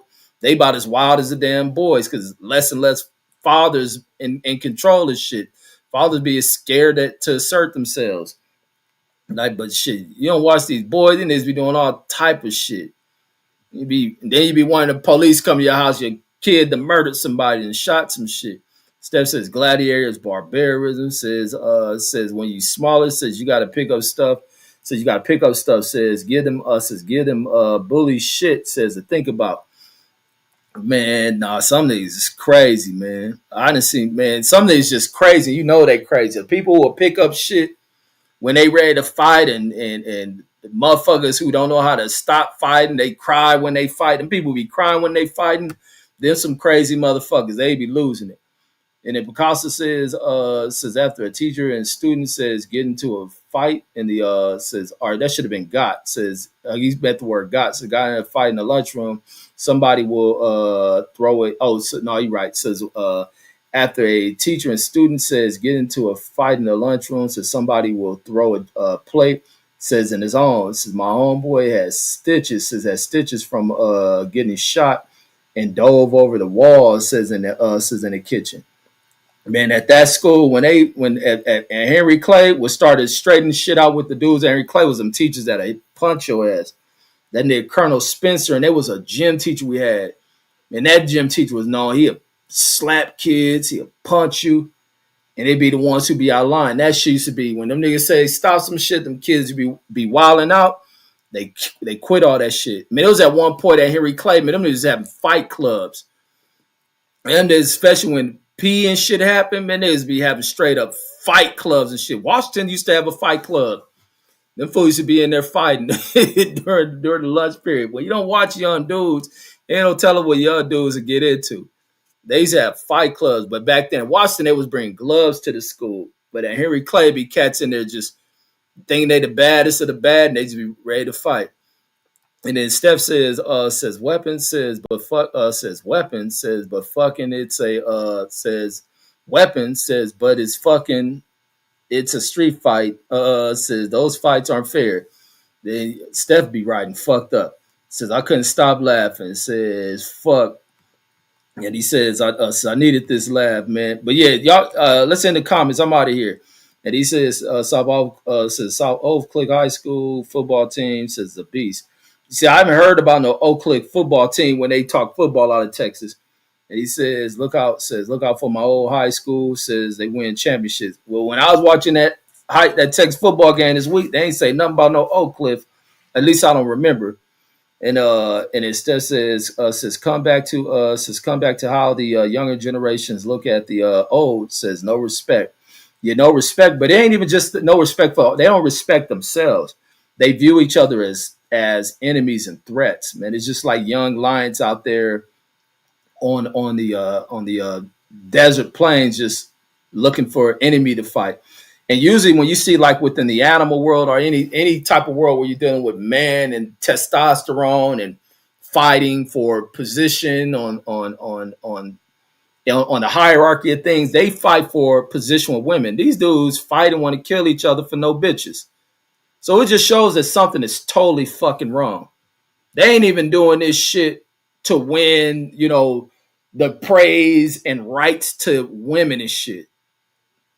That's how way off these motherfuckers is. They just fighting, hate, and want to kill each other. Don't even understand none of that shit. This is fucking pathetic, retarded shit. But that's all I got. Peace.